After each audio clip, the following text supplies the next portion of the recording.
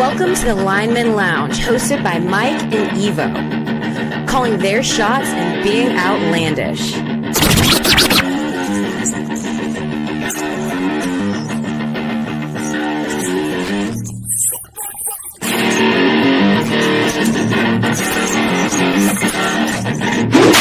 Breaking news from the Lineman Lounge. My fantasy football team just took a huge fucking hit. And that also makes it even more likely that the Raiders are going to beat the Ravens on Monday night. Le'Veon Bell is about to be your starter. Latavius Murray is going to go there as well. Jesus, fuck my ass. Get ready for the thickest podcast in the game. Coming to you from Hangar 6, where sleeves are optional. Strap in. The show starts right now. ¿Cómo están, bitches? This is the Lineman Lounge. I am Sleeveless Mike. The man to my right is one of the thickest, most handsome sons of bitches on the planet, Thick Evo, and we are back. We are on a Saturday, and I am very, very excited. I wanted to do a Sunday, but there might be a little bit of drinking with Halloween weekend going on. Plus, I had some plans. We'll talk about all the shit that I got going on in a little bit. But, man, I'm excited for today. Last week was a fucking great week for us. We hit some picks. Finally, you are well over the 500 mark. I am very, very close to being back to 500 considering where I was. I will fucking take it. But we got a lot of shit. We got Major League Baseball, a lot of college football going on right now. We got week 8 of the NFL, and there is drama all over the NFL. I'm very, very excited. $20 is $20. My man, thank you for popping in. We are definitely going to try to get you some more money this week. Man, I'm super pumped to be here. I'm very, very excited. This is going to be a fun show because as soon as this is over, I got to go and act, somewhat professional, over at Cleveland State. So I'm going to let it absolutely fucking eat today, boys. Evo, how's the weekend going? How you doing? Are you excited like I am for today? Yeah, very excited. My weekend again is just starting because it's early Saturday for me, and I barely got any sleep because I was just putting in all the work for some show notes last night. Hell yeah. But in reality, I just haven't been sleeping well because I suck at that. But yeah, super excited. $20 is $20. Already chatted with him. I can't remember if it was yesterday or the day before about some thoughts on picks. It must have been the day before Thursday night game. So hopefully right on spot with that because I know he already made one parlay on every game this week in the NFL. But yeah, real excited to get over everything on the show, and then hopefully I'll be here next week because we're going out for Halloween tonight, and so after the show I got to run quick, shave my balls, and take a whole bunch of ayahuasca and there you go. Shove crystals up my ass because I'm going as Aaron Rodgers this year. Very nice, very nice. The ayahuasca I would never do that. Be a very interesting thing.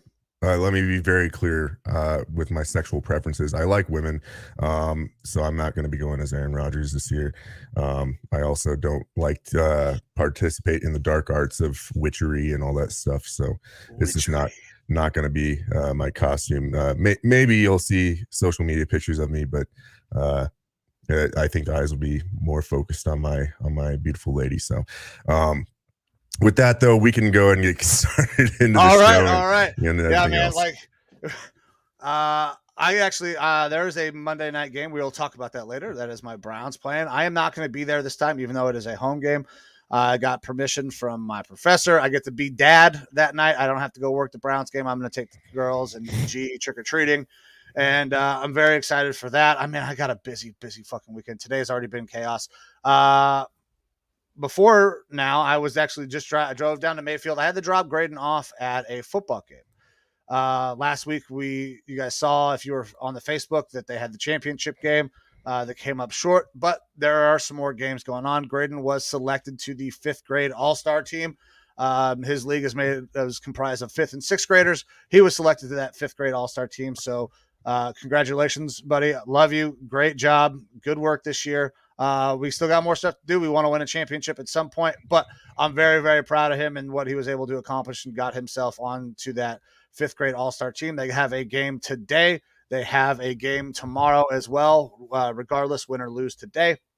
So that's awesome for him. I'm a little sad I have to miss that game today, though. We got this show, and then immediately following the show, I am driving back into Cleveland. I'm actually going to be working the men's soccer game for Cleveland State University. I've kind of hooked up a gig where I'm working with the communications and media department at Cleveland State. Potential to do a lot of different things, different sports, learn about some different things I might not know about. And there are some opportunities in the future to do some game calls, apparently. And I'm very excited. The guy who calls the men's basketball for Cleveland State, a guy named Al Pulowski, just a fucking stallion of a man who calls games. He does the pregame and postgame show for the Cleveland Guardians. He also does the calls for Cleveland State. And the guy who kind of runs all the operations that got me hooked up is talking about me kind of shadowing Al and their color guy to kind of get my feet wet on doing some actual game calls, which I am super, super fucking excited about. I would love to be able to call some games, even if it's not right in my wheelhouse like a football. I will easily pick up the nuances of the game, and I'm super excited. I mean, the man has won 6 fucking Emmys. Being able to learn from a guy like that is going to be fantastic. So that's what I'm doing. Immediately following this, I'm going to put fucking sleeves on and a collar, some khakis, and go look presentable. That's also why I'm going to just absolutely let it fucking eat today. Awesome. Hey, and that's get all the cussing and all that shit out now, because I don't think they'll appreciate that. But you never know. You know, not. We are becoming a very progressive United States, so you might be able to use some more of that colorful language and have it be a normally accepted part of society. So you never know. Yeah, I mean, I don't think if I drop a F-bomb on there, I don't think that would go over well. But I was like, oh man, that was a shit tackle or whatever. Well, there's a difference, right? Yeah, if you say that guy is a fucker, not okay. But if you say that was fucking cool, you're just adding a little fucking spice and flavor. Yeah, I'm just getting a little excited. Getting a little excited. But yeah, so that's youth sports. Graydon's got his stuff going on this weekend. I'm excited to be able to watch this game tomorrow. I was supposed to be working a women's soccer game tomorrow. The Cleveland State ladies did not qualify for the tournament, so that is not happening. That means I have my whole Sunday free. I get to watch a shitload of football and get to go watch Graydon kind of hopefully ball out on some other 5th graders. I mean, he held his own against 5th and 6th graders all year. So I'm excited for that. But we're not done with youth sports. If you guys checked out the page, you guys see all the captions. The youth sports spotlight is back. It's been a couple weeks since we've been able to get a youth spotlight, but I'm very, very excited. We're called the fucking Lineman Lounge. All right. We love line play. We love linemen because they don't get enough credit for what they do. Well, today we get to spotlight a young man who plays line and does it at a pretty high freaking level. So the young man that we are talking about, his name is Kent Elliott. He is a senior. He is from Tri-Center High School. If that high school sounds familiar, it's because we did a spotlight on the running back from Tri-Center. He is 6'4", 240. He is a big boy, and I've checked out this tape. You're going to see him absolutely steamroll some guys on some pulls. Looks really, really good. He has no plans right now to play football in college. His intent, and I think this is great that he has a plan of what he wants to do. He's planning to go to Iowa Lakes Community College, and he wants to study wind energy and turbine technology. He wants to become a wind turbine technician. And, you know, I applaud that, man. Like at 18, I had no direction like that. So Kent, that's fantastic, man. I hope you go and you crush it.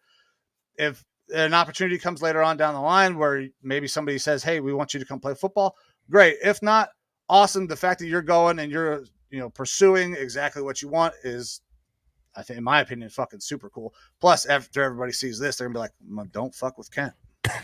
So. Yeah, 100%. Look, we got to play sports growing up and everything, and for a vast majority of people, you don't play after high school. unless it's like intramural stuff or things like that. And that's perfectly fine. We all turn out perfectly fine. I mean, if you've got some athletic talents, by all means, go ahead and use them. But if you've got a passion for something else, or you've already got that idea of what you want to do with your life beyond high school, and you know, as an adult, go for it. Like that's way important. You know, it is so minuscule of a chance to make it into any sort of like a professional league. So even if you are great, the chances of you making it to, you know, a big time college and then a professional league is low. And obviously, you know, we hope the best for everyone shooting for that, but you know, to have that sort of like a career path and an idea of what you want to do with yourself at that age, go hunt that, man. That's important. So go for it. Absolutely. Absolutely. All right. So, what we are going to do now is we're going to pull up this man's tape and let everybody kind of enjoy this absolute stallion, man. Like, he's very impressive. Let me go ahead and share this screen real quick. I want Kent Elliott. Okay. So that is shared. We'll expand that. How we look? How's it look over here? All right, so that should be good. Sound is off. We don't have to worry about any copyrights. Let's get into the tape on Kent Elliott. Like I said, 6'4", 240, offensive line and D end.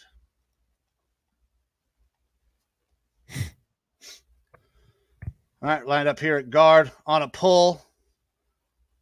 Hunting the wrong color. Buries him. Pancake. Buries him.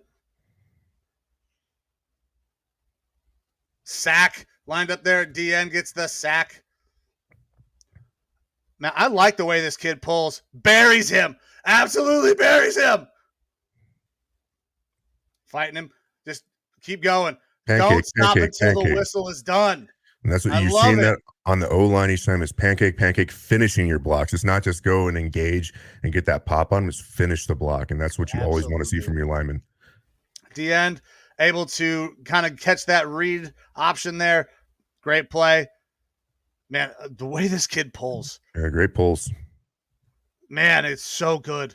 It's big time. He finishes every single block. Big time for the rush execution, like on those pulls. Ooh, man. And a lot of his highlights are him pulling like, oh, God. And I mean, he's a big boy. Now, 240 is not your typical, you're thinking like 300-pound lineman, but 6'4", 240 is not small. Great inside out block there. I love line play, and I love the way this kid just gets after it. That's if you're playing guard at that size, and I think there's a reason why he's pulling all the time. It's because he's more athletic than your average guard. And honestly, every single one of these offensive line plays, he is finishing every single block. And he looks good at DN too. Read, shed, finish. Like I like that too, man. He's not getting lost on the blocks. Driving his guy down the field. Let's go. Quick off the ball too, able to make a tackle for loss. Right through the pull, like lineman pulls, you fill it. That's perfect. This is beautiful. Done. Block sends it for 6. Good seal. First wrong color takes him out. So yeah, Kent, my man. I love your work. I love the way that you come around on a pull. It's fantastic. The way you finish is incredibly impressive. You get guys that will they're happy making a block. You're out there hunting pancakes, wanting to bury kids. I absolutely love that. I like the way you can read there on the D end as well. Get in, shuck them off, make the play. That's exactly what you want. You don't have to be, the most fast guy. If you can play the spot, it's fantastic, man. Great job. And I hope nothing but the best for you. If somebody sees this and you want to talk to this young man, I would recommend it, especially if you can add a little bit of weight on him. But if not, dude, go out there and absolutely crush it at the wind turbine thing, which I know nothing about because I am not that smart. Yeah, absolutely. Like that was a great video. like that got me going, especially for the offensive line play. As primarily a defensive lineman myself, having played mostly that through high school and everything, it's those type of blockers that piss you off when you are playing against them, because a lot of guys like to get that quick first hit and engagement, and they think, okay, this is when I'm going to upset that defensive lineman and impose my will, is a real big crack in the beginning. But when on every single play, when I'm engaging with this offensive lineman, he is not quitting after that first pop and that first hookup. And even if the play is by us, he's still driving me into the ground. It makes you think every single time that you're going up against them, like, do I really want to be doing this? And that's the sort of mental game that it's like rep after rep after rep for a defender going against that. You just want to be done with it. And it's very frustrating. So like that sort of tenacity and drive to keep on going, that'll carry you way beyond just football. That's a good life skill to have. So keep going with that. Absolutely. Kent, great job, man. Your season's done. Congratulations on the great season. Yeah, keep going, keep killing it when whatever endeavor you decide to do, man. We're rooting for you 100% on the show. Absolutely. All right. You got anything else for youth sports, Mike? Not on youth sports. Let's start diving into some national sports news. Oh, you got something. I got one thing that I want to throw out, and it's not a local youth sport necessarily, but my high school football team, it is playoff time in Minnesota, and I'm shouting them out again. Last year, we made it to the championship in Minnesota. The Maple Grove Crimson football team made it to the championship. Unfortunately, they end up losing that, I believe, by like a touchdown. But this year, we are rolling again. So went 8-0 this year, dominating 6A up there in Minnesota. Had our first playoff game yesterday, won 67-0 versus Hopkins in round 1 of the playoffs. So really excited to see how far this team can go. They've been pretty much dominant the entire year. I did pull up some stats because, I mean, I can't really completely pay attention to the high school football out here in Arizona. Points for this year, 358, points against 93. That defense is stout. Again, they won 67-0 yesterday in the playoffs. You don't normally see that sort of a blowout. Damn. And they've been doing that pretty much all year. So congrats to those Maple Grove Crimson boys. Saw it last year, keep it going this year. And of course, now it's playoff time. I'm going to be doing everything I can to keep my eyes on this team because, again, I want to get a championship before I die, primarily with my Vikings. Notice the new drip. Right. Thanks, Hannah. But I'll take anything at this point. I mean, technically, my Twins won a championship in my lifetime. I was not even living in the state yet. So you were like 3 the last time. 91. So I think. Yeah, you were about 3, right? You were the same age? Yeah, just about. Yeah. I don't know exactly, 2 or 3, something in that range. Either way, I believe we moved to Minnesota from Indiana in 91. So I was not concerned with sports at that point. Right. But either way, shout out Crimson. I'll keep watching you. And if you keep doing good, I'm going to keep stroking myself off on the show about my own football team. And that's Maple Grove, yes? Yes, the Maple Grove Crimson. All right. You might have to reach out to some people up there, see if we can't get a spotlight on some of those kids from that Maple Grove Crimson team. We can try. I actually, my old one of my old defensive assistant coaches is the D coordinator there. And some of the guys actually that I played with on the team who were a year or 2 younger than me are there as assistant coaches now. So there you go. I can see what I can do. Absolutely. I think that's a great idea. But you got anything else youth sport wise? Nope, that's it for now. All right. So we're going to kind of switch directions and we're going to talk about Major League Baseball real quick before we get back to some football. Game 1 World Series last night. Astros fucking suck. They were up 5-0. They blow a 5-run lead. Justin Verlander is now 0-6 in his World Series appearances.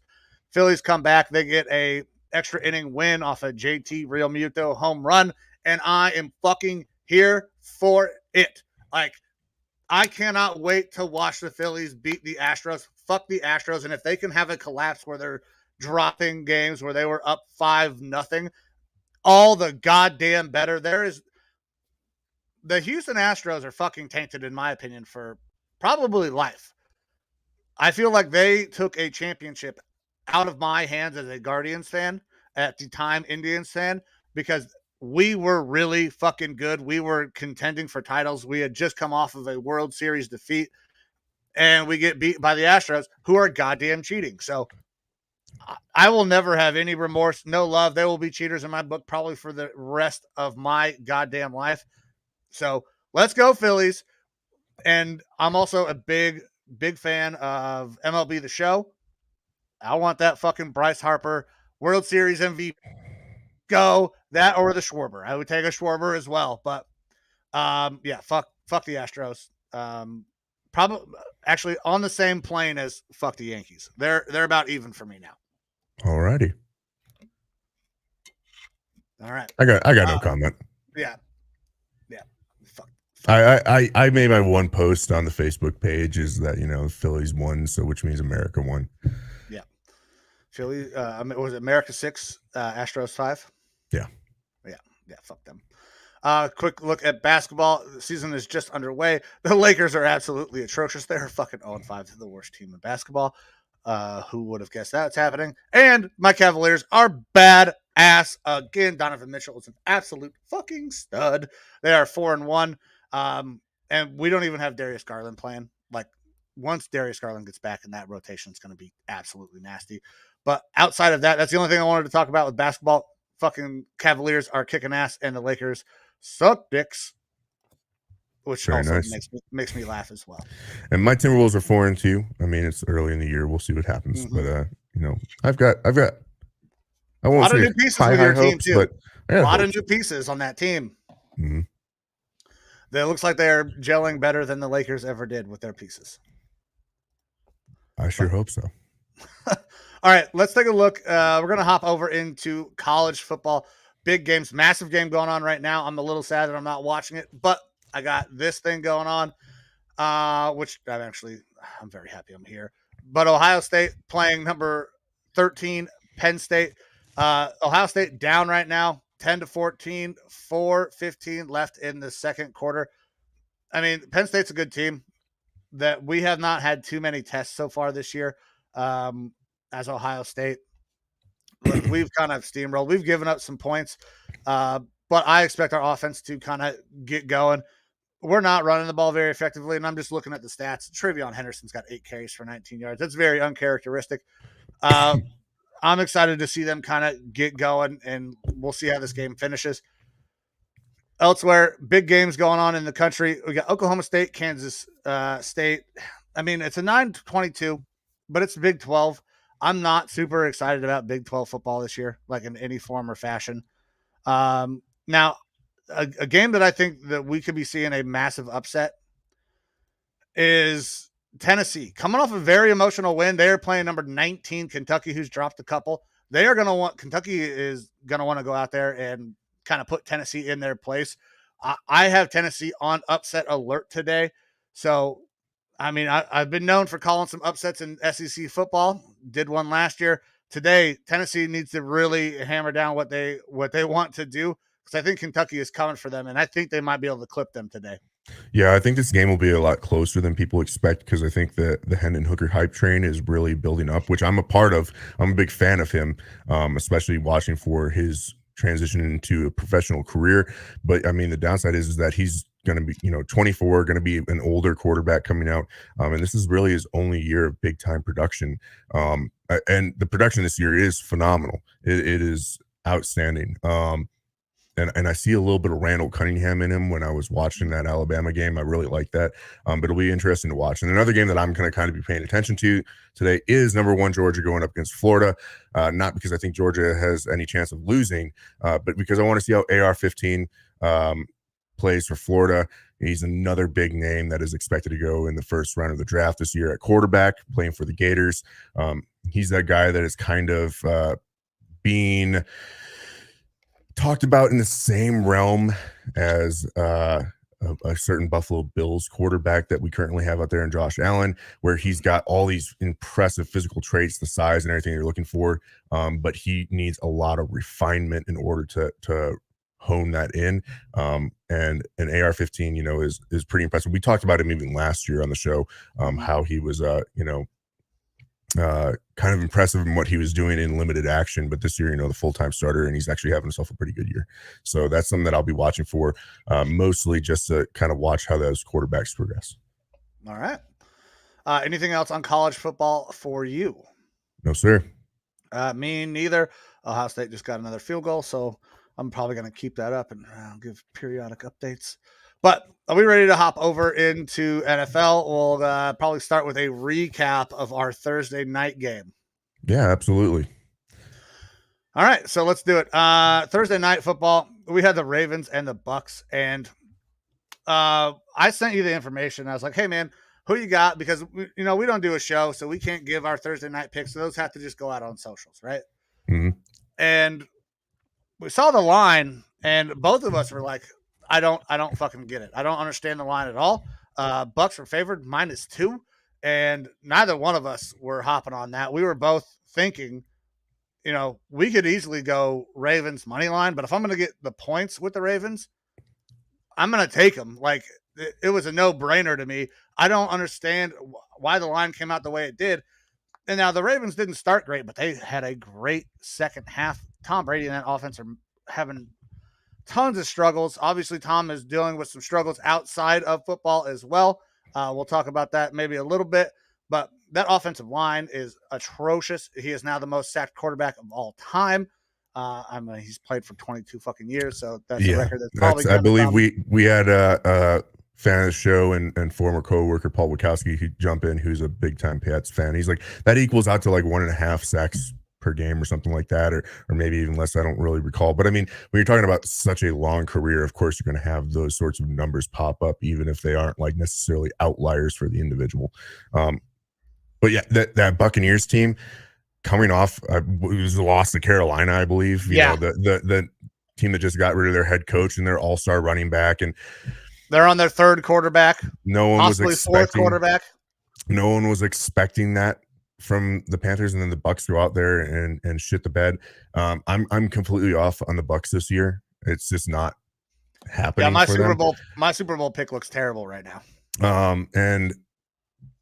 And the Ravens, while they have definitely had their ups and downs this year, you know, Lamar Jackson is coming back down a little bit to earth. He's not playing as phenomenal. That defense started off pretty bad. They're getting a little bit better.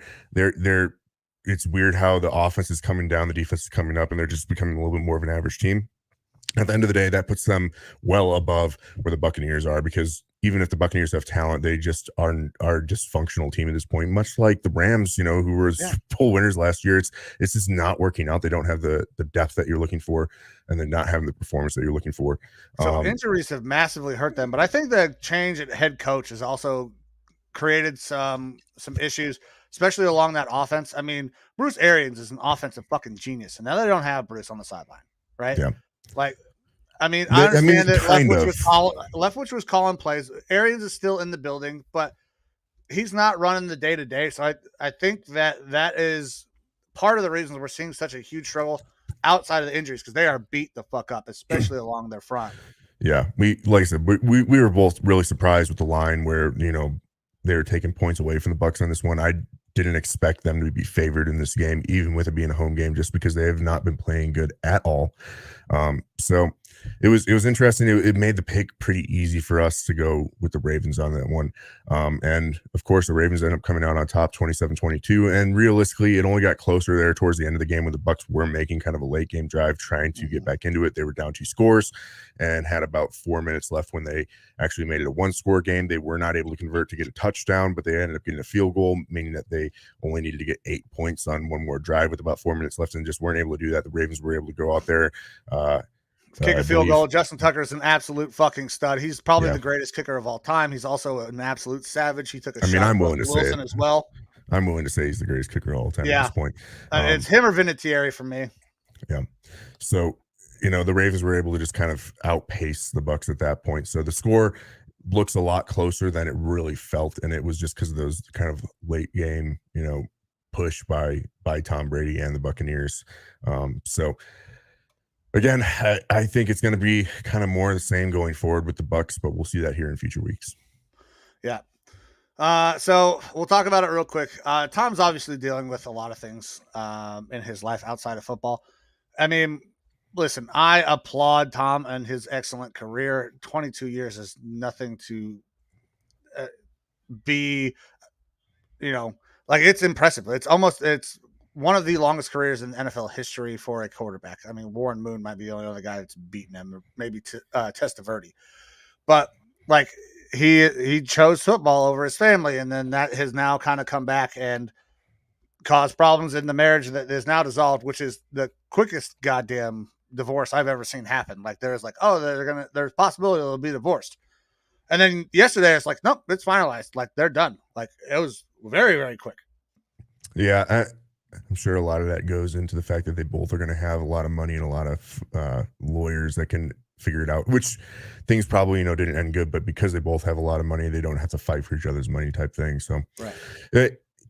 As much as it is fun to make jokes about this whole situation, because Tom Brady's a public figure, you either really like him or you really hate him. Mm-hmm. It's easy to make fun of the situation. It is shitty. It's a shitty situation. On a personal level. So there's no way that isn't impacting him exactly. and his play on the field.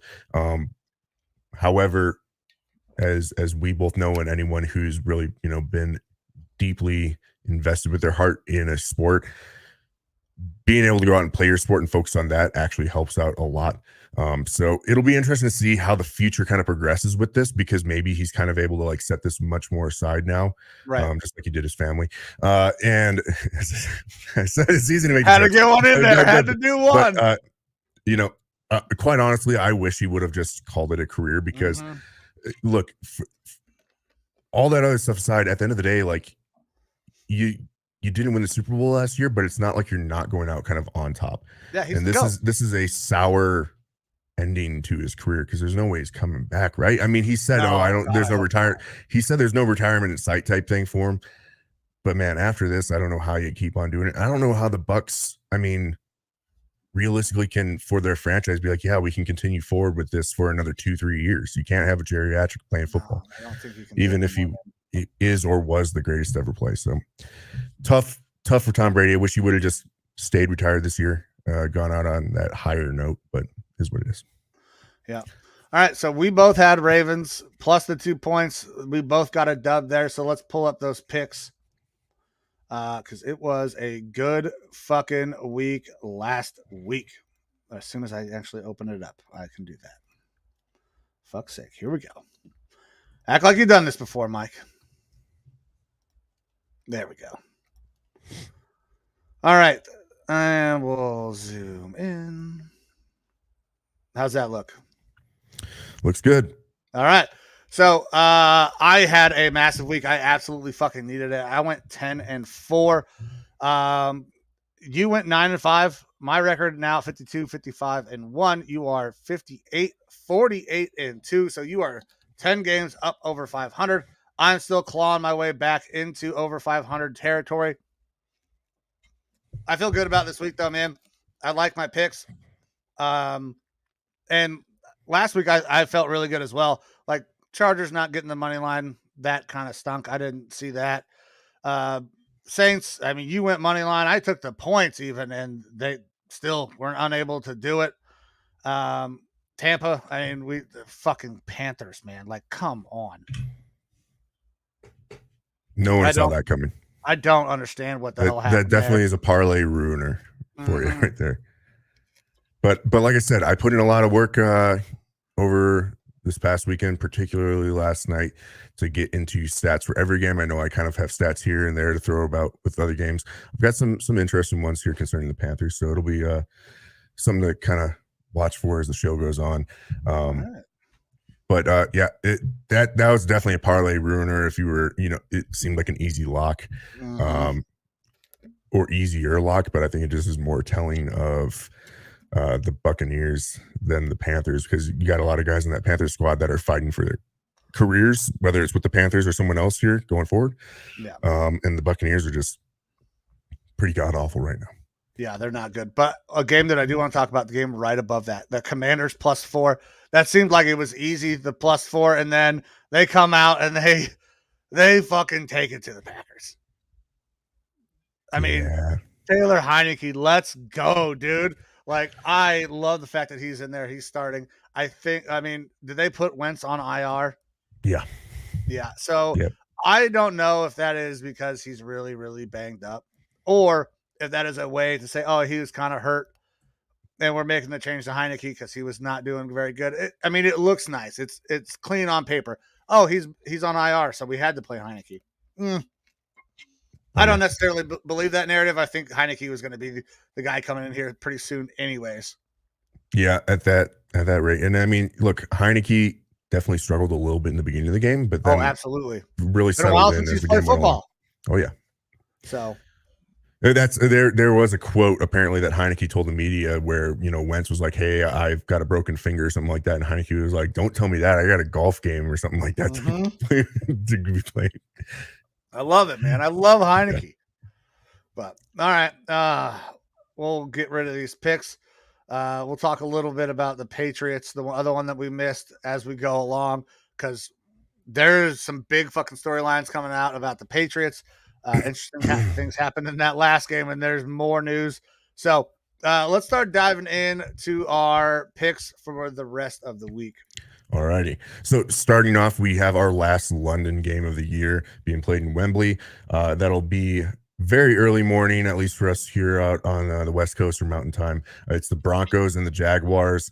The line is currently Jacksonville -2.5, over under of 40.5. Again, I'm getting these numbers off of ESPN. This is based off of what's on the Caesars Sportsbook. And as you can see, Mike is doing his best impression of Russ Wilson. Shaking the whole fucking plane apparently as they were flying over there across the pond. Gotta get that warm up in, get them high knees. That was that news that, he on an 8-hour flight, which I don't fucking get. They said an 8-hour flight from Denver to the UK. I want to know how the fuck they did that. Yeah, they had to have misspoken. They had to have done like one flight or something like that to the East Coast and then gone, because I've done that flight many times before from the East Coast over to like Germany, and it's more than 8 hours. So further distance doesn't make any sense. But either way, Russ, is about the corniest person out there. It's just so tiring to me, especially. It's one thing, like, if you're winning, then it's just kind of like, okay, whatever, I'm not going to pay attention. But now it's like you kind of got to pay attention because you got to pinpoint what's going wrong with this team. And I think we kind of have pinpointed a lot of it. It's the horrible coaching and really, really bad play from that offense, particularly Russ. Yeah. So, but like I said, I've got some information for this game. So both teams have lost their last 4 games. So 4 straight losses for both teams. The Broncos kind of seem like they are not meeting any sort of expectations, and the Jaguars seem like they're a little more of an up-and-coming team, even though they have taken several of those losses. They've been playing a lot of games closer. Trevor Lawrence had his career worst completion percentage of 42% in a 2021 loss to Denver. Denver, their defense, which I'll kind of get into here, is actually doing pretty damn well. That's the one part of the team that is not completely dysfunctional. And they only added to that defense from last year. So Lawrence, obviously a rookie last year on a very bad team and a very poorly coached team, getting better this year. It'll be interesting to see if he just has some sort of an issue with Denver, or if maybe that Denver game, I don't remember if it was being played in Denver or something like that, and maybe the altitude hurt him a little bit or something like that. But back onto that Denver team, Denver is averaging, or Denver games, so the total points, they're averaging 30.7 points per game. So that's the fewest by any team through 7 games since the Chiefs in 2007, which means that Denver's offense is not putting up very much points, but also their defense is playing very well, holding teams to a very low number. And in particular, Broncos, they're averaging 14.3 points per game on offense, but the opponent points per game is 16.4 points per game on average, which is 3rd best in the NFL. So that defense is pretty stout. So Broncos fans, Hannah, Kayla Hubbard, if you want something to kind of, be happy about, be happy about that defense. Your defense has been playing people very well. This is going to be an interesting game because it could very well be a low scoring game. Again, that over under is 40.5. So Vegas is expecting it to be low scoring. Going over to Europe, it is, I believe, a home game for the Jaguars, but realistically, it is a home game for the Jaguars because the Jags have played there a lot. They are loved overseas. So for me, and Jacksonville is favored. I cannot select the Broncos at this point. I think that this game could be pretty damn close, though, with the way that defense is playing. And like I said, the Jaguars, in previous weeks, I've said this, Jaguars have a sneaky good defense this year. I believe they are top 10 as far as their defense goes. This could be a very close game, which I would normally take the Jacksonville minus the points here, but because they are playing this Broncos team where it is a very, very good defense, I'm just going to take Jacksonville money line on this one. Also note James Robinson got traded early in the week. That's the running back for the Jaguars. He was primarily their main runner of the ball at running back, with Etienne being a little bit more of that receiving option. In recent weeks, Etienne has definitely picked his game up a lot more, though, as being a dual threat type of back, both receiving and rushing. So something to note there. They no longer have Robinson. He got traded over to the Jets after they lost their rookie running back. Yeah. And a little bit of controversy with that. They said James Robinson was out last week because he had some ankle soreness, and Robinson said, that was bullshit. I could have fucking played just fine. Everybody's goddamn sore. It's the NFL. I think he's very happy to be off that team. Etienne stock, if you're a fantasy guy, goes fucking skyrocket, though. James Robinson stock goes way up because he's probably going to be a good portion of that offense because the Jets can't do anything but run the goddamn football. And, I mean, it's good if you're a fantasy owner of Etienne or James Robinson. This game's going to be dog shit, though, I think. I don't like either one of these teams really at all. Russ, like we said, is the corniest fucking guy in the world. Now, I do think that we are probably being a little too hard on Russ. I told Kayla Hubbard, I'm actually I'm going to write an article, not for school or anything. I just want to try my hand at it on some of the reasons why we're being too hard on Russ. And the fucking Tom Brady is one of the goddamn reasons. Guys are just playing so long now. I mean, Russ is 12 years in. It's not like that's a normal NFL career, guys. But I will try to drop that here in the next week or so, giving some information about that. But what we are right now is neither one of these teams are very good. I don't trust Hackett at all until I see Russ play better. I cannot get on the Russ train. It's really hard. I think this is going to be a close game. I like taking the points when I think it's going to be a close game. I cannot do it until Denver proves me wrong. I have to go Jags on the money line here as well. They have been to Europe so many times. They know how that trip is done, and it's not fucking 4 hours of high knees. Yeah. That's the other thing is Russ has been somewhat injured. He says he has the Wolverine blood, corny as fuck, and that he's okay. I just don't trust it yet. I don't trust any of that corniness. Another thing to note is that, we heard reports that if the Broncos go in and lose this game, that Hackett's job could be done. Yeah. That this could be the earliest point that we see him go, which is pretty crazy for a first-year head coach to be nixed that quick.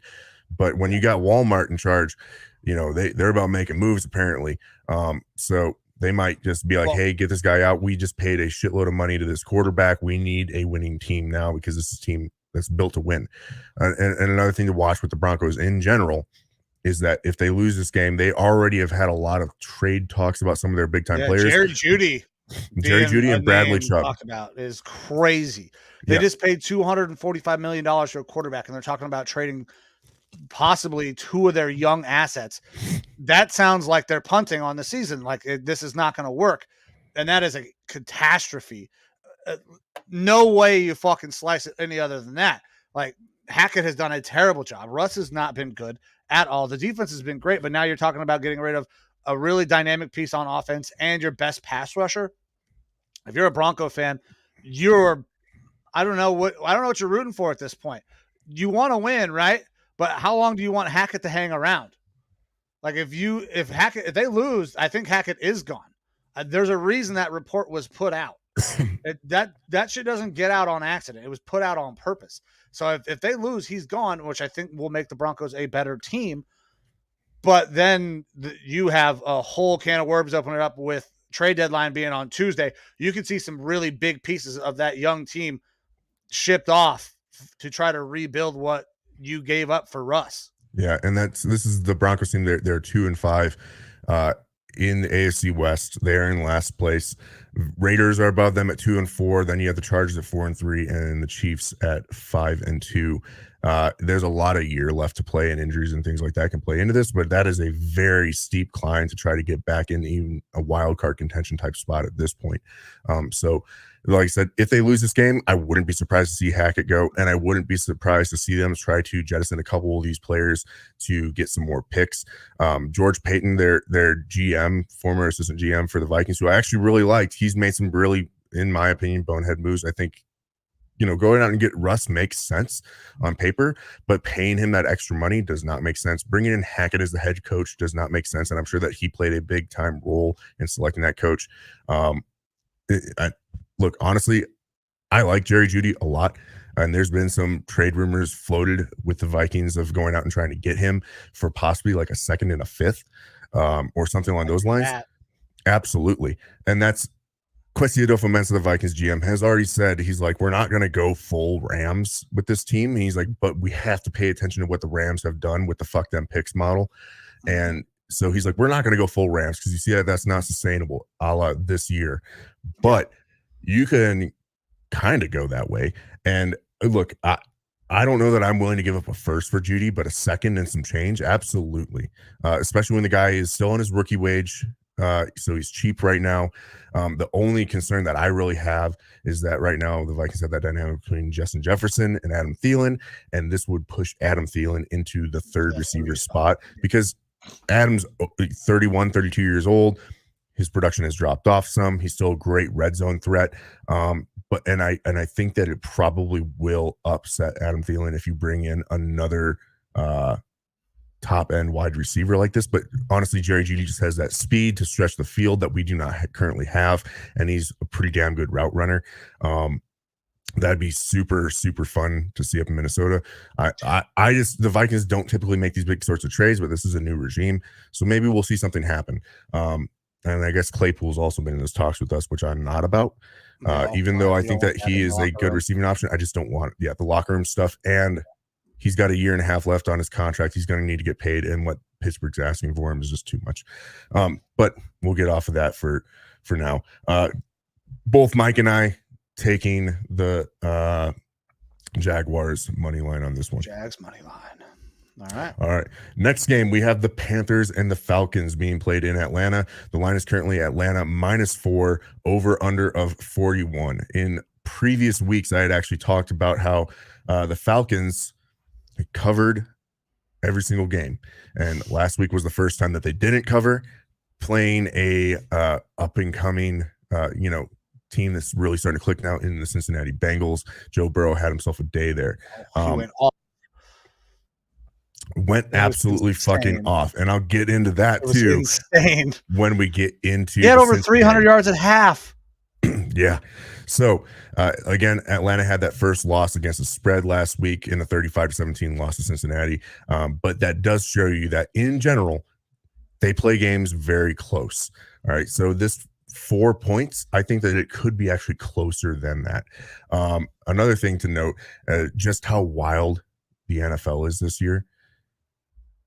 If the Saints lose this week and Carolina wins, Panthers are in first place. Fucking asinine. It's right? Asinine that they're there. That's insane, because right now the Panthers are 2-5, Saints are 2-5, Bucks are 3-5, and Atlanta is 3-4. And because of the conference records, that would put the Panthers in first place in the NFC South if they were to win and the Saints were to lose. So, like I said, this is a Carolina team that has an interim head coach. They are jettisoning some players for picks, and you have guys on that team that are playing for their futures. It's not about this year. They all know that. Well, fucking might be. They can win the goddamn division. Yeah, but let's be real. Do we think that's going to happen? No. Probably not. Either way, I mean, PJ Walker had himself a pretty damn good game last week. Played well. Played very You well. had a good rushing attack from Chuba Hubbard and Deonta Foreman. Now Hubbard's going to be out this week, game. though, by the way. He is going to be out. Yep. I don't know, man. I mean, this Carolina team is not a team that I trust at all. And the way the Falcons have been playing games close, the line right now again is Atlanta -4 being played at home. You normally, if it wasn't for last week, I'd be like, oh yeah, Falcons -4, that makes sense. I'm going to take Atlanta money line on this one. I almost want to take the Panthers plus the points though, because I think this game actually might be a lot closer. Arthur Smith loves to have a rush attack. I think that while I love running games in football, they need to open up the offense a little bit more because Mariota's been playing all right, and they just have not been using Pitts like he should be used to get the passing game going a little bit better. I'm just going to take Falcons money line on this one. I think that they will win. I think that they're the better team. They like to play these games close, and that's why I think this 4-point spread might be a little bit too large, which is crazy to say. Yeah. I'm going to do the same thing. I'm taking the Falcons on the money line. They run the ball very, very effectively. They need to take the kid gloves off of Mariota, though. They need to let him do a little bit more in this offense. They do not throw the ball well at all. I mean, they fucking beat us. I think he threw completed 7 passes. So they run the ball well. They're playing pretty good defense. I cannot hop on the Carolina train at any point. Last week was great. I think that they were able to come out and get a big win that they really needed. I don't believe that is a sustainable thing. I don't believe that PJ can continue to do that week in, week out. Now, if you do need a running back in your fantasy league, Deonta Foreman is a guy that's probably available in a lot of leagues.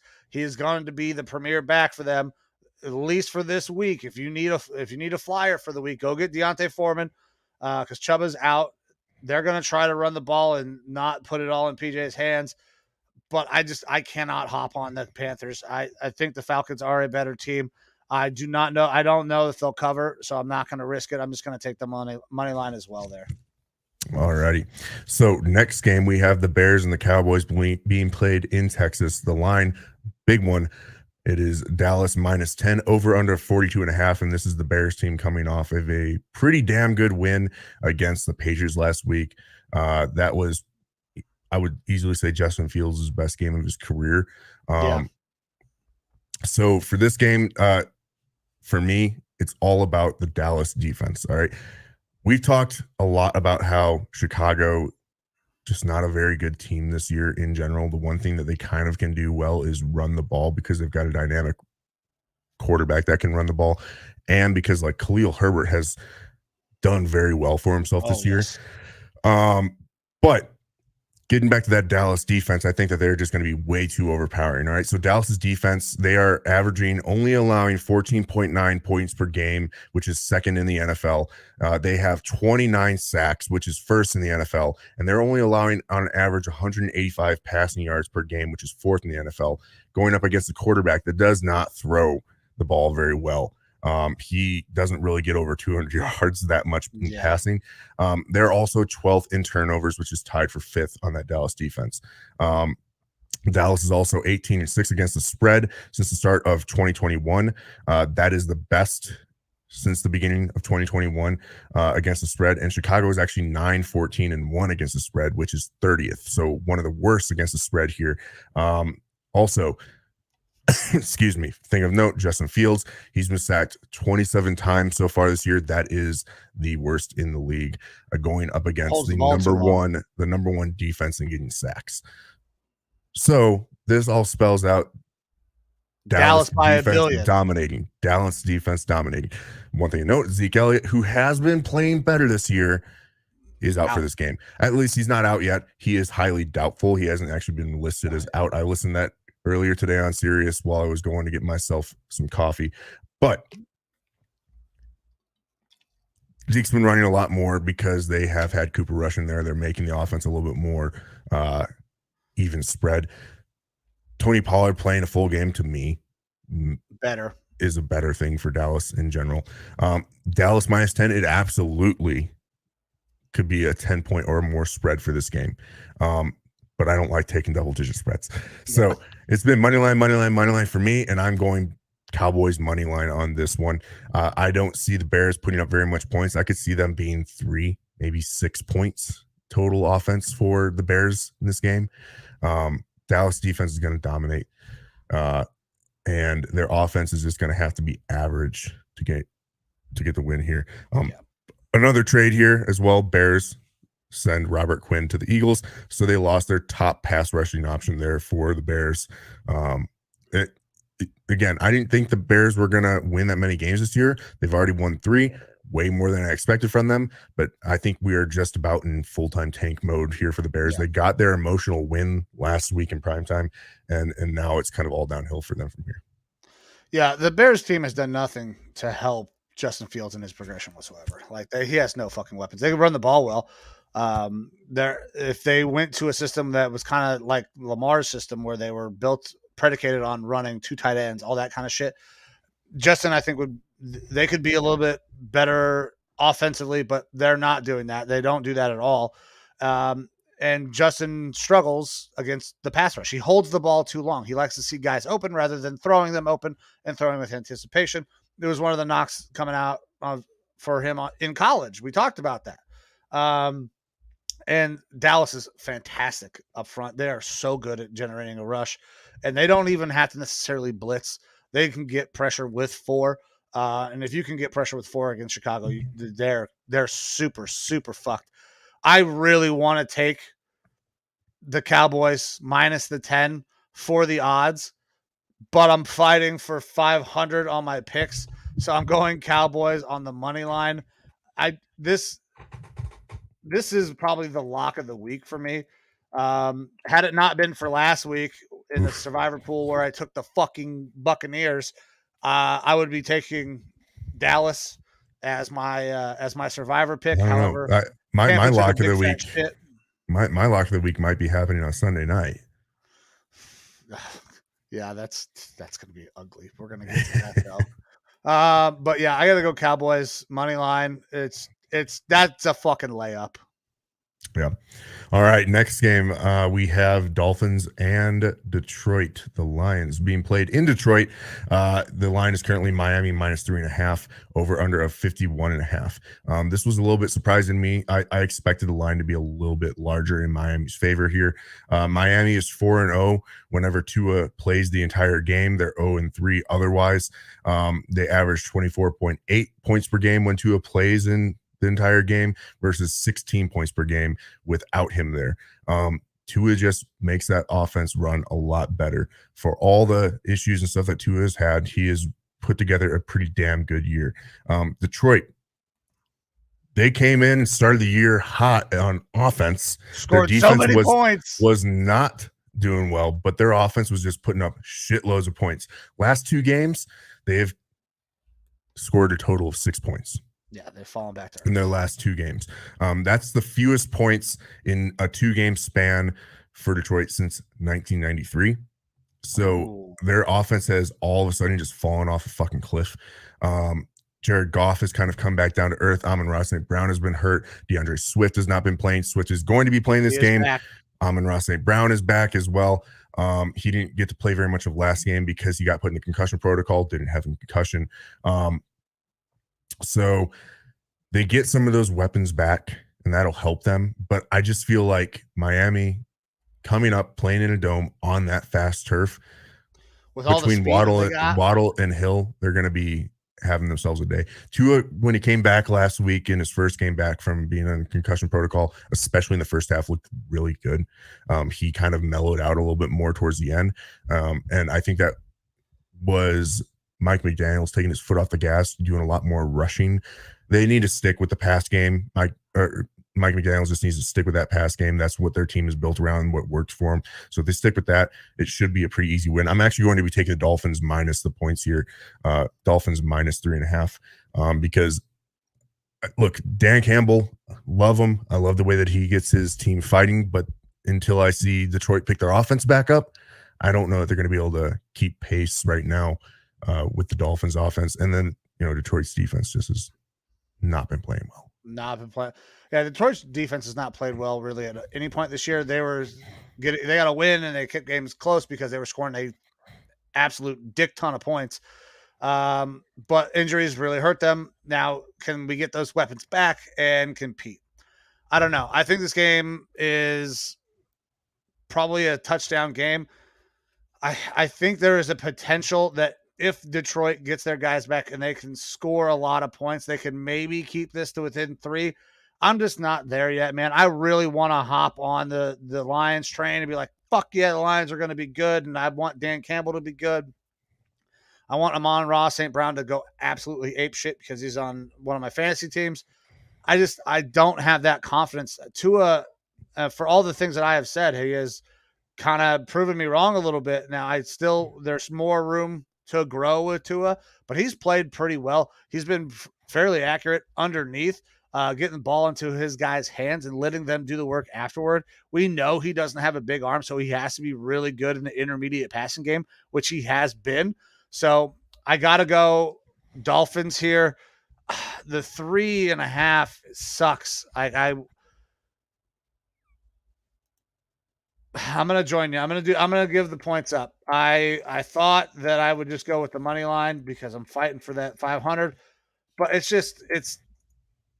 the Lions don't impress me right now, and it's kind of sad because I want them to be good, but they're not. So I'm gonna go Dolphins -3.5 as well.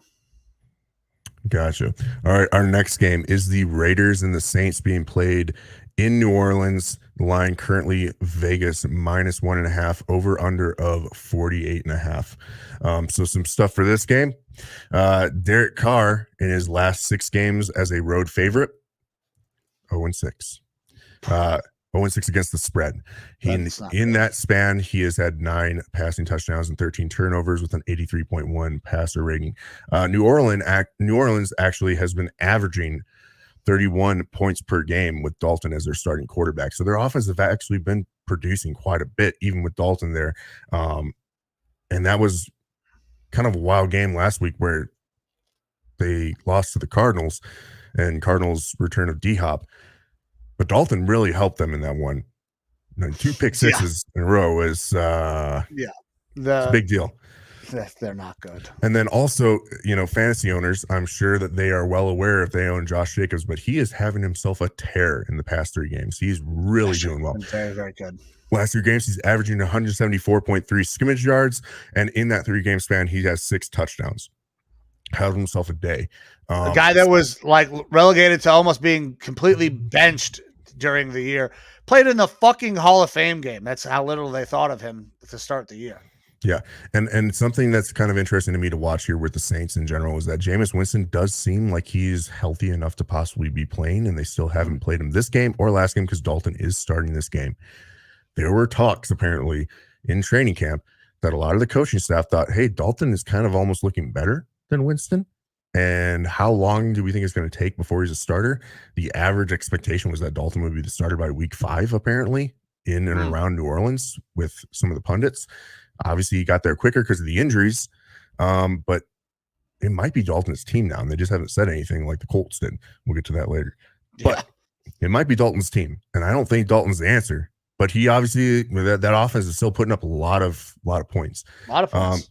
For me, I still have to go with Vegas on this one. I'm taking Vegas -1.5 points. I think that they are a better team roster-wise. For all Derek Carr's struggle, I think he's a better quarterback than Dalton. And this is a pretty close line. So I think the Vegas can win by at least a field goal. I think they'll win by more, between 3 and 7 points. So I'm going to go ahead and take Vegas minus the points on this one. And I'm joining you again, man. Vegas, they have a lot of talent. They have not put it all together. I think that is they're starting to gel a little bit more than they were early in the season. And Josh Jacobs going off the way he has really fucking helped this team. Saints defense is not bad by any means, but I like the weapons more. And the Saints are still fucking bereft of talent in their weapons outside of Chris Olave. Michael Thomas not playing again. Jarvis Landry out again. Kamara has not looked like himself at all this year. If you drafted Alvin Kamara early in fantasy, I apologize for you because it has not been great. I mean, he has been very mid right now. And listen, I like Dalton. I mean, he was very successful. He's been to the playoffs several times, but he's turnover prone. He really, really is. So I cannot hop on the Saints for that. I'm going with Vegas. I think they can win by at least a field goal. And since it's only a 1.5 point spread, I mean, I'll take the minus 110 odds over the minus 120 odds. I feel much more confident with Vegas playing at home. Give me the Vegas minus points. Oh, it's being played in New Orleans. Oh, is it? Yeah. What the hell was I just looking at? Oh, yep. I read that backwards. I don't care. Still going with fucking Vegas. All righty.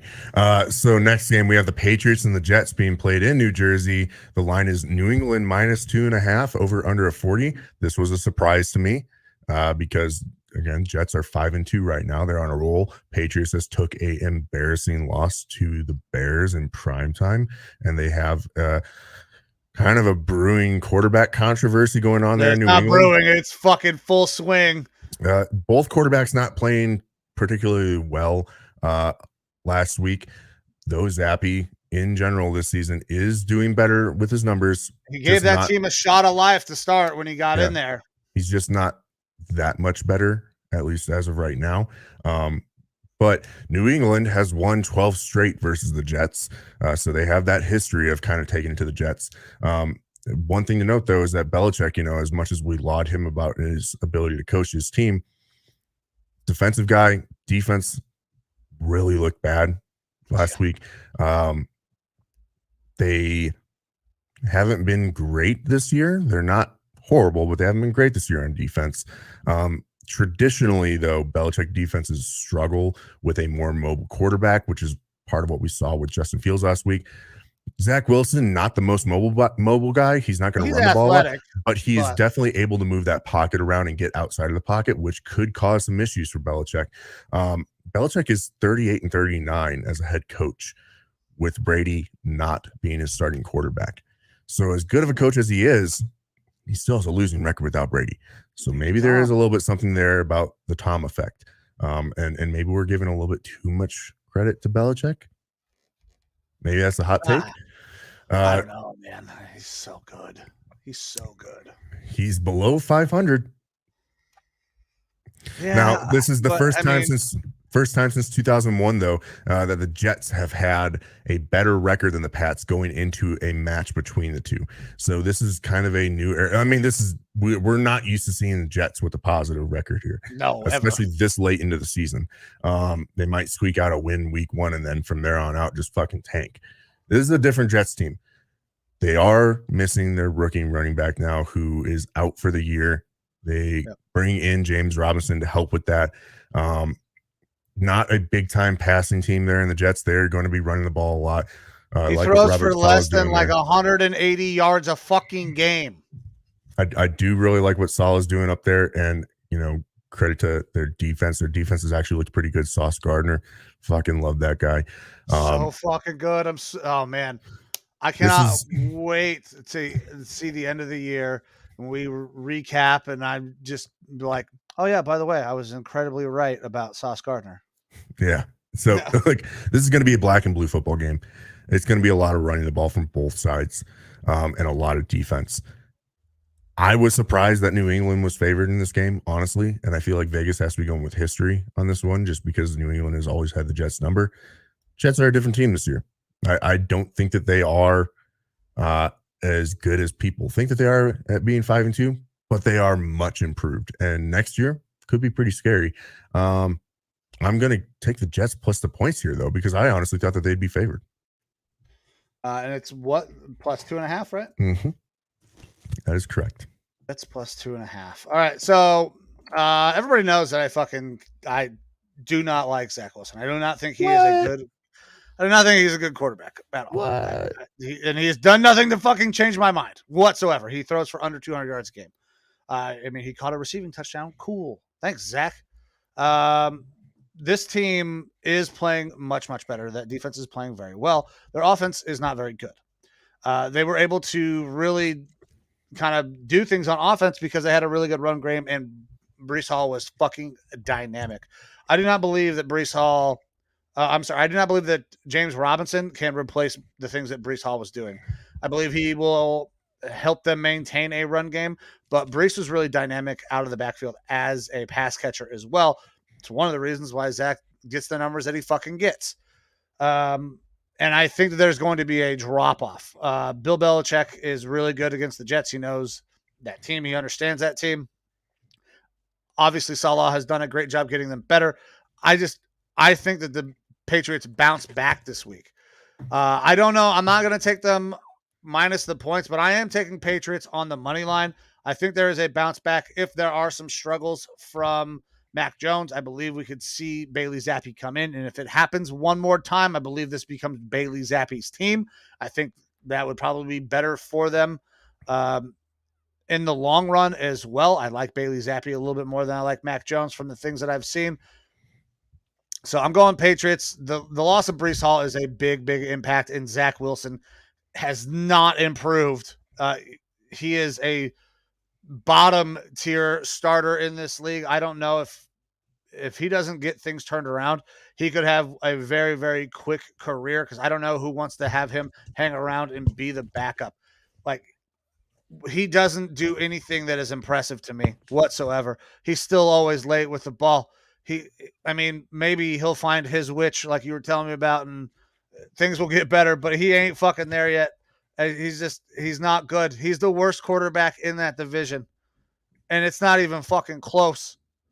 It's not even fucking close. What Mike was talking about there is a underlying storyline narrative in the NFL and subcultures that apparently the NFL might be run, especially starting quarterbacks, might be run by witches, which, as we know, Aaron Rodgers dating Blue of Earth. She says she's not a witch, which means she's absolutely a witch. There's talks about, apparently, which I didn't know, Giselle is a white witch. Belichick might be a witch. All these sorts of things. It is hilarious. I pulled a string and ended up getting caught in like almost an hour worth of podcasts and news reports and stuff that people have made about witches and their way that they're impacting the NFL. And maybe that's something that we get into a little bit later in the year, something like that, if this storyline continues. But I won't get into it right now. But Zach Wilson currently out there going after the older gals, the more mature gals. He might just be looking for his witch. So trying to find his witch, which he hasn't done. I mean, he's plowed a lot of moms, but no witch yet, because he still fucking stinks. He is terrible. Right now, I don't know who the odds-on favorite is, but between him and Pete Davidson, Giselle is on the market. So you never know. God, Pete Davidson would be fucking hilarious. I would like that more than Zach Wilson, I think. It would be pretty fucking funny. All right, so you're taking the Patriots money line on that game? I'm going Patriots money line. All righty. Next game, we have the Steelers and the Eagles being played in Philly. This is a little Pennsylvania game for you. Line is Philly minus 11 and over under of 42.5. And a fun fact that I learned earlier this morning, back in World War II, when they didn't have enough people to really be playing football. I mean, they were technically playing football, and obviously this is pre-merger and everything. Because the Eagles and Steelers both were in Pennsylvania, they actually merged the teams together to make sure they had enough players to play, and they were called the Steagles.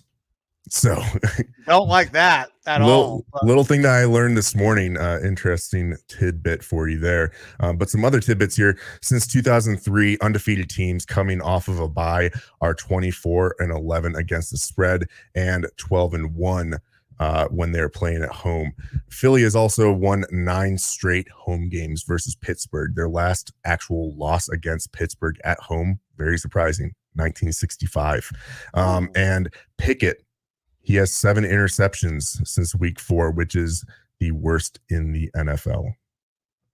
Yeah, the Steelers are not good at football. The Eagles are really good at football. The Eagles just got better as well. They had a premier pass rusher in Quinn. The offense for the Steelers is absolutely atrocious. Pickett has not been the godsend that everybody had hoped for. I mean, we all kind of foresaw that. I'm not even sure that he's better than Mitch at this point. I don't know. So to me, I see the little flashes from Pickett. Obviously, he's got deep troughs, but he's got high peaks. And his connection with George Pickens and stuff like that has been showing up a little bit more. I think that realistically, this, like, obviously Pickett needs a lot more maturing and stuff like that as an NFL quarterback. They need to figure out what the fuck they're going to do with Najee Harris, because he is not the answer there running the ball. Their line has played a little bit better, but I think the biggest problem for the Steelers offense, because they do have some weapons out there in Freiermuth and all those receivers, and now a young quarterback that has shown some sparks, it's their offensive coordinator. Matt Canada, fucking horrible. He is not running an offense that fits those players at all. Much like Justin Fields, he's being running an offense that is not suited for him at all. They need to get Pickett moving a little bit more outside the pocket, things like that, using some of those abilities that he has to open things up a little bit better for those receiving threats. And that will help open up the run game, and maybe we can see a little bit more Najee that people were expecting to see. I'm not convinced on it yet. No. But for me, it is really that offensive game plan that they have under Matt Canada. They need to switch up the play caller. They really need to switch up the play caller. And I expect that to happen here within the next 2 weeks. I could see that even happening after this week, because this is going to be a trouncing by the Eagles. They're going to fucking slaughter them. I don't think this is going to be a trap game. I think that the Steelers, if any of these games of these big time teams or whatever, Steelers could play them closer than we're expecting possibly. I really don't expect it, but they could. I don't like taking double-digit point spreads, so I'm not going to do it here, but Philly absolutely could win by double digits here. I'm just going to take Philly money line. That's the easiest, safest bet that we have there. But the Steelers just, they need to fucking switch up their offensive play calling. And then I think we're going to see a boost in that offense, and they might be playing games a lot closer than they have been. Yeah, so Philly is absolutely going to dominate this game. They're good basically everywhere. They're getting better. The Steelers are not great. Najee can't run. They cannot run an efficient offense. You talked about it. Matt Canada is, I mean, this is the similar system that they were trying to run with Ben last year. It did not work out very well either. I don't understand what they're trying to do. I don't know what their identity is on offense. And last week, I decided I was going to take one step out, go for a big, like, you know, this is my upset pick, one outlier pick. I'm taking Philly to cover. This is my one outlier pick, because I should just take the money line, right? I'm fighting for that 500 mark. I should take the money line because I have no doubt in my mind that that's going to happen, but I expect Philly to beat the absolute dog piss out of the Steelers. I'm going to take the extra odds because the odds difference is massive. Minus 550 for the money line, minus 110 for minus 11. I understand it's a big spread, but I'm going to go with a money-making pick right here. I'm taking Philly minus the 11. All righty. Next game, getting into our afternoon games, we have the Titans and the Texans being played in Houston. The line is currently Tennessee minus 2.5, over under of 40.5. And this is one of those lines, too, that I thought was odd that it was a little bit close like this. I was expecting more like a Tennessee minus 4.5. So maybe the odds makers in Vegas know something. I think there is some possible movement at quarterback. Malik Willis took all the first-team reps in practice this week because Tannehill's nursing an ankle, I believe. Yep, Tannehill is banged up. They are not sure if he is going to go or not.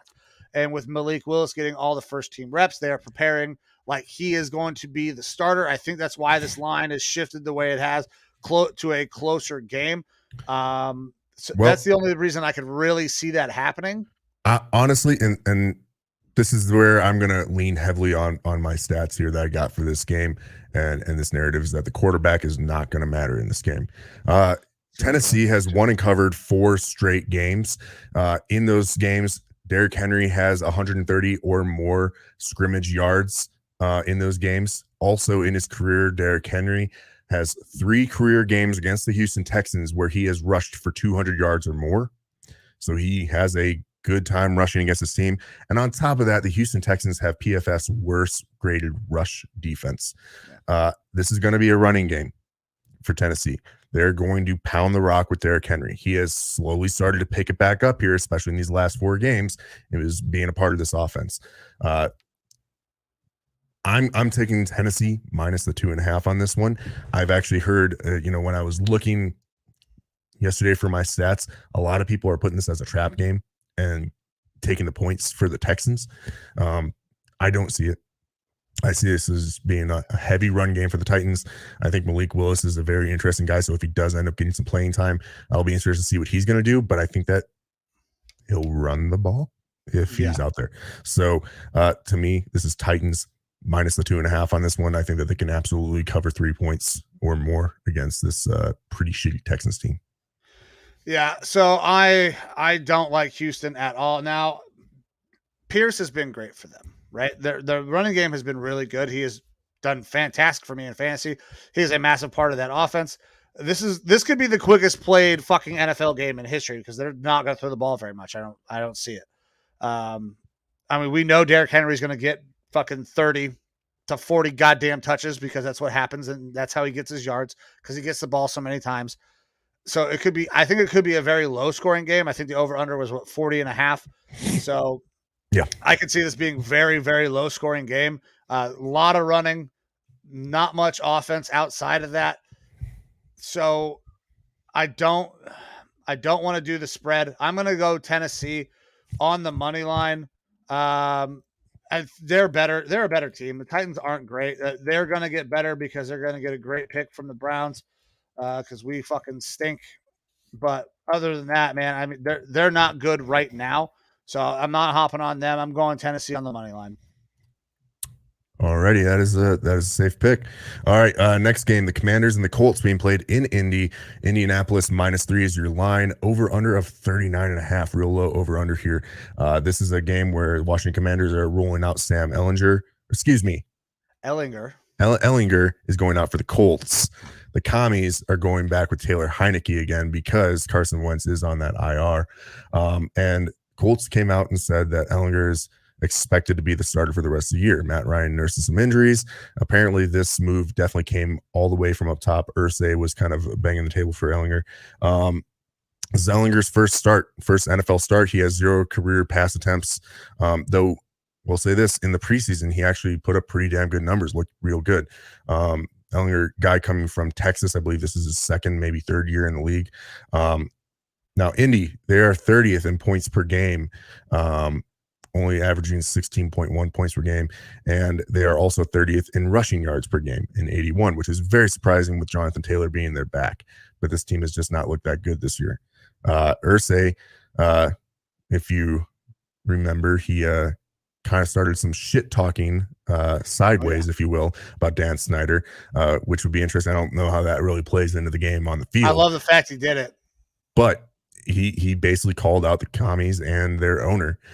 So we'll see what happens with that. But also, some of note is that the receivers for the Colts have been looking better.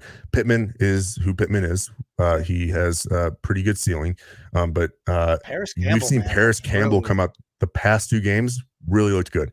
Paris Campbell being a guy that people expected a lot out of, and he's just been hurt by a lot of injuries. Yeah, he's been hurt. And these past 2 games, he's looked phenomenal. And then Alex Pierce is starting to come into his own as well. So they actually have some pretty good receiving options there in Indy. They've got a premier rusher who has not been playing as well, but Jonathan Taylor, we know who he is. He can do it all. He's a good rusher. And I like this Ellinger kid. You got a fat can on him. He can get outside the pocket. He can move way more than Matt Ryan can. He's not a statue. And he's fun to watch. I believe in his career at Texas, he had over 1,000 yards rushing as a quarterback. So I like the move for the Colts, honestly. It kind of rejuvenates their season a little bit for me. But I need to see it first from this young kid. And on the flip side, as much as I hate that Commies team, I love what they did last week. And I'm a big Heineke fan. So this is a tough one for me. I could see this being, I want this to be a closer game. But I'm actually going to be taking Indy on this game. I'm not willing to take or have them lose the points just yet because, I need to see it from the quarterback first. So I'm going to be going Indy money line on this one. Matt Ryan, he still is one of the top in the league as far as passing yards, but that's going to go away here pretty quick. If Sam is able to do anything that Ryan was passing wise and actually get more of a balanced offense, get the rushing attack a little bit more involved, it could be a good thing here for the Colts. Yeah, so this game is very interesting to me. We got two guys that we were not expecting to be. Well, I think at some point we were expecting Heineke, but maybe not the way it happened. The Colts going away from Matt Ryan the way they did, I was very surprised by that. Ellinger is a guy that we did see in preseason perform pretty well. He is athletic. He can move. But that Colts team is just, they have not been able to put up any points. They're losing games they absolutely should not lose. Now, Matt Ryan did not help, but Matt Ryan wasn't the only reason that they were losing. Shaq is still out in this game. So I think the Commanders have a chance to win this game, but I am not willing to hop on them winning. I like the Commanders with the points. I like Heineke coming back in a full week of practice as the starter, knowing that he's going to be the guy. And I will take that over a first-time starter in the NFL. I believe the Colts can win, but I'm going to take the extra points and go with the Commanders +3. All right, makes sense. Next game, we got a fun one here. 49ers and Rams being played in Inglewood, California. The line has moved on this one. It is now even with over under a 42. And I believe that line moved because Deebo Samuels has been ruled out for this game, which is obviously a big part of that San Fran offense. Now, some things of note. Shanahan has covered his last covered 7 of his last 8 games against McVay. The one loss of covering that they had there was in the NFC Championship game last year. McVay is also 1-4 against the spread as a home dog. They are no longer a home dog because of this Deebo Samuels news. Yep. But it's something still to note because we don't know this San Fran team yet with Christian McCaffrey, who in limited play last week looked pretty fucking good. Yeah. The Rams O-line versus this Niners pass rush, though, I think is the bigger storyline of the game. The Rams O-line has looked atrocious, and that 49ers pass rush, as always, is awesome. Very, very fucking good. Yeah. Now, these teams have already played each other. San Fran beat the Rams in week 4, 24-9, and that was with a little bit more of a healthy roster. Stafford was sacked 7 times in that game. And I don't think the Rams O-line has gotten any better. So we can expect that pass rushes still go out there and dominate. And also on this year in general, Stafford has 6 touchdowns, 8 interceptions. He has just not looked good. Definitely not looked good under pressure. And that's what he's going to have in his face all game is pressure from the 49ers. Even without Deebo, which definitely hurts, I think the 49ers have what it takes to beat this Rams team. And so I was going to actually be taking the 49ers regardless of how this line moved. I guess now it's just 49ers money line for me. Yeah, I'm on the same thing, man. The Rams are not good. The 49ers are getting better on offense. Christian McCaffrey is going to be very dynamic. Now it sucks that Deebo's out because I want to see those two guys on the field at the same time for an entire game, not just getting in, not getting used to it. I think they could be very, very dynamic. But you talked about it. That Rams offensive line fucking stinks. They're so bad. And that 49ers pass rush is very, very fucking good. Now, the Rams are going to get Van Jefferson back for this game. I don't think it'll matter, though. There's going to be so much pressure on Stafford, who has been awful under pressure this year. It won't make a difference. The 49ers, I think, are going to be able to run the ball any which way they want to. And the Rams don't have any help coming. Cam Akers is done on this team. He is going to be traded or released. That is almost guaranteed at this point. We are not going to see Cam Akers for quite some time. Conversations apparently with Buffalo about Cam Akers possibly going up to Buffalo. There have also been some trade conversations between the Browns and the Rams for Kareem Hunt. So they may find ways to make that team better, but that's not this fucking week. Help's not on the horizon. It's easy in my mind to pick the 49ers. And the Rams' struggles really are their defenses not performing well at all. Surprising because they do have a lot of big names on that defense, but the Rams' defense this year is kind of bottom half of the league, especially their pass defense. And the offensive Jalen Ramsey's been getting absolutely cooked. It's the offensive line as well on this Rams team is just not good, and there's no talks about getting them an entire new offensive line. So until that happens, even if Kareem Hunt goes there, who I think Kareem Hunt easily is the best running back on that team, if he goes there, doesn't make a difference to me. So we'll see. For those Cam Akers fantasy football holders like yourself, still fucking holding him. It's worth dropping him after the trade deadline. If he goes somewhere else, maybe you get a little bit of run out of him. But otherwise, if he stays there with the Rams, I would just fucking jettison him and call it a day. If he doesn't get traded or released by this week, he's off my fucking team for sure. You can't hold him after that. But I do think that it's guaranteed he's going to be released or traded. I'm virtual lock on that, in my opinion, 99.9%. If he goes to the Bills, I think it could be very interesting. He could have a lot of value there. But it's not happening this week. It won't fucking matter. I got Niners. Since it's a pick'em, money line. Because it doesn't make a goddamn difference. Yep. All right. Next game, we have the Giants and the Seahawks. This is an interesting one for sure. Yeah, this is a tough game. Being played in Seattle. The line is Seattle -3. And mind you, Seattle is 4-3. Giants are 6-1, and the over/under for this game is 45.5. All right. So stats for this game: Danny Dimes in his career is 13-4 against the spread as a road dog. Since 2003, 6-1 teams that are an underdog are 8-1 against the spread and 6-0 against the spread on the road. So it's boding well for those road dog teams. Giants are also 5-0 straight up this year as underdogs. So their new head coach is doing good things for motivating that team. Geno has the third best passer rating in the league right now, behind Mahomes and Allen. What reality did we goddamn fall into? He's having himself the best year of his career. Congrats to him, but that's something that I don't think anyone would have predicted at the beginning of the year. One thing of note, though, here, and I think this is going to be a big time rushing game, because looking at the weather right now, it's expected to, or at least there is a high probability that it's going to be cold and rainy in Seattle, which means running the ball is going to be a kind of a bigger deal, right? The Giants defense, for as good as they've played, they're giving up 5.7 rushing yards per game on average. Last week, the Chargers and Seattle played. They also give up 5.7 yards per rush on average. Kenneth Walker, who is in the conversation for Offensive Rookie of the Year right now for Seattle as their running back.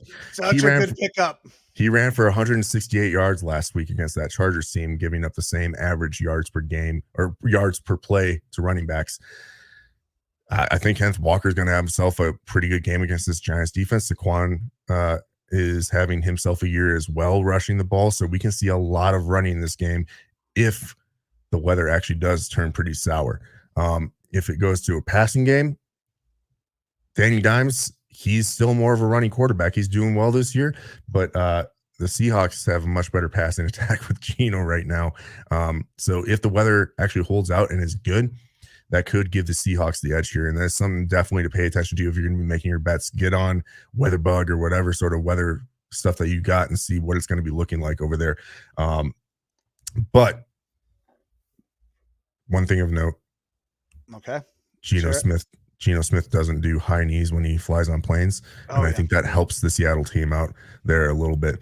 This is a tough one for me. I really, right now as I'm looking at the weather, yesterday it was like 80% probability of rain. It is dropped now, so it might not be raining there. If I'm actually going to be betting this game again, like I said, I'm going to take my own advice and pay attention to the weather right before the game, before I actually put in that pick. Because if it's bad weather, I'm probably going to be leaning towards the Giants just because of how they've been playing. They are the best fourth quarter team in football right now. They have had nothing but comebacks in the fourth quarter to win games.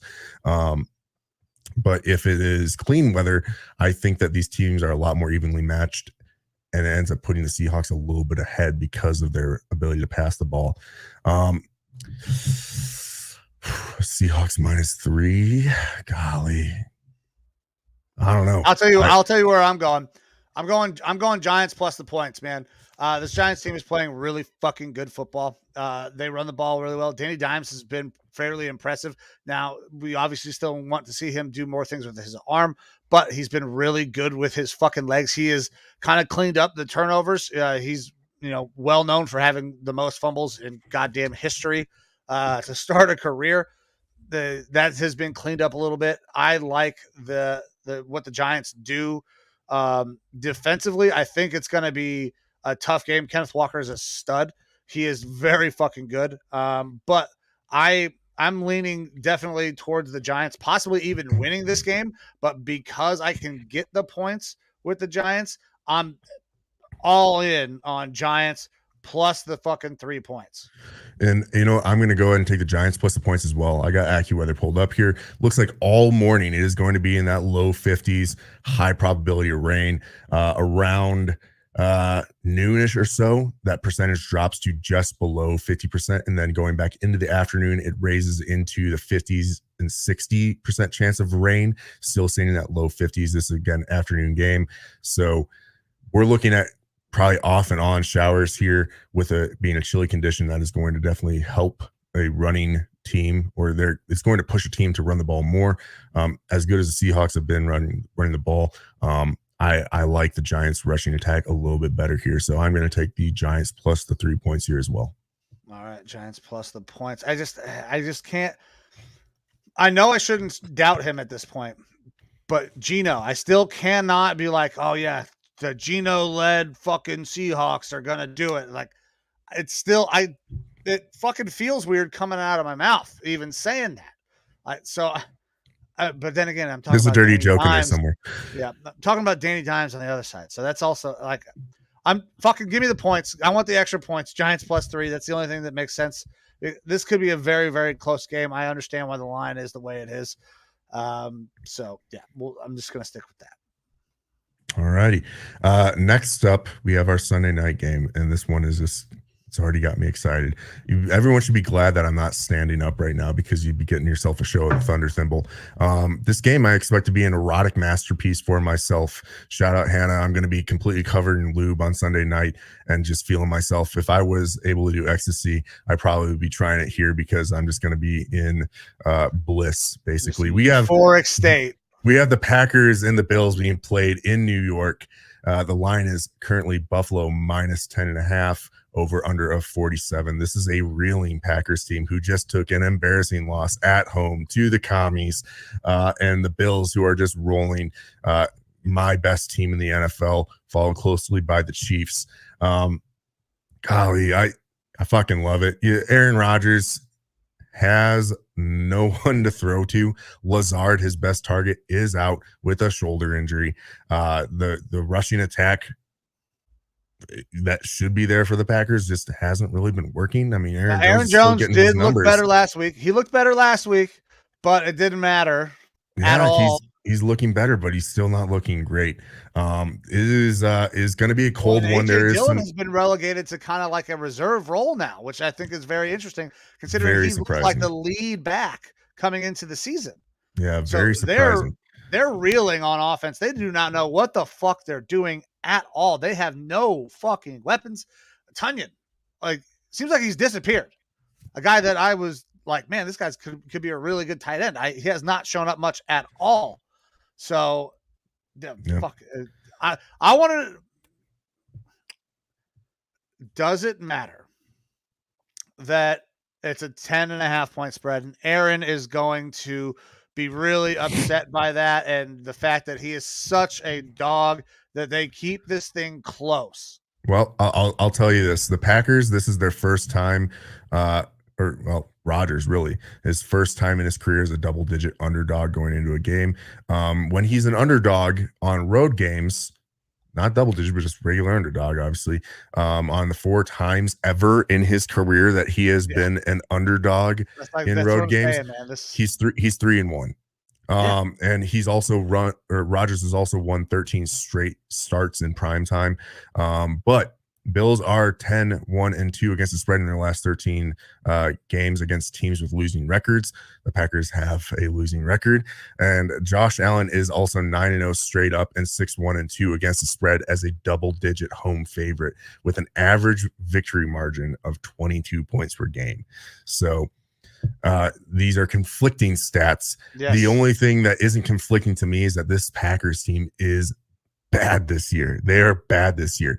Also looking at the weather for this game, because it is being played in New York, you're going to have highs in the upper 50s, but right around when the game is going to be being played, 7 p.m.ish, you have 48% to 52% chance of rain. So we could see some inclement weather there as well, which the Bills are not primarily a rushing team, but their running game, when they have used it, has looked pretty good. It has supplemented that passing game as well.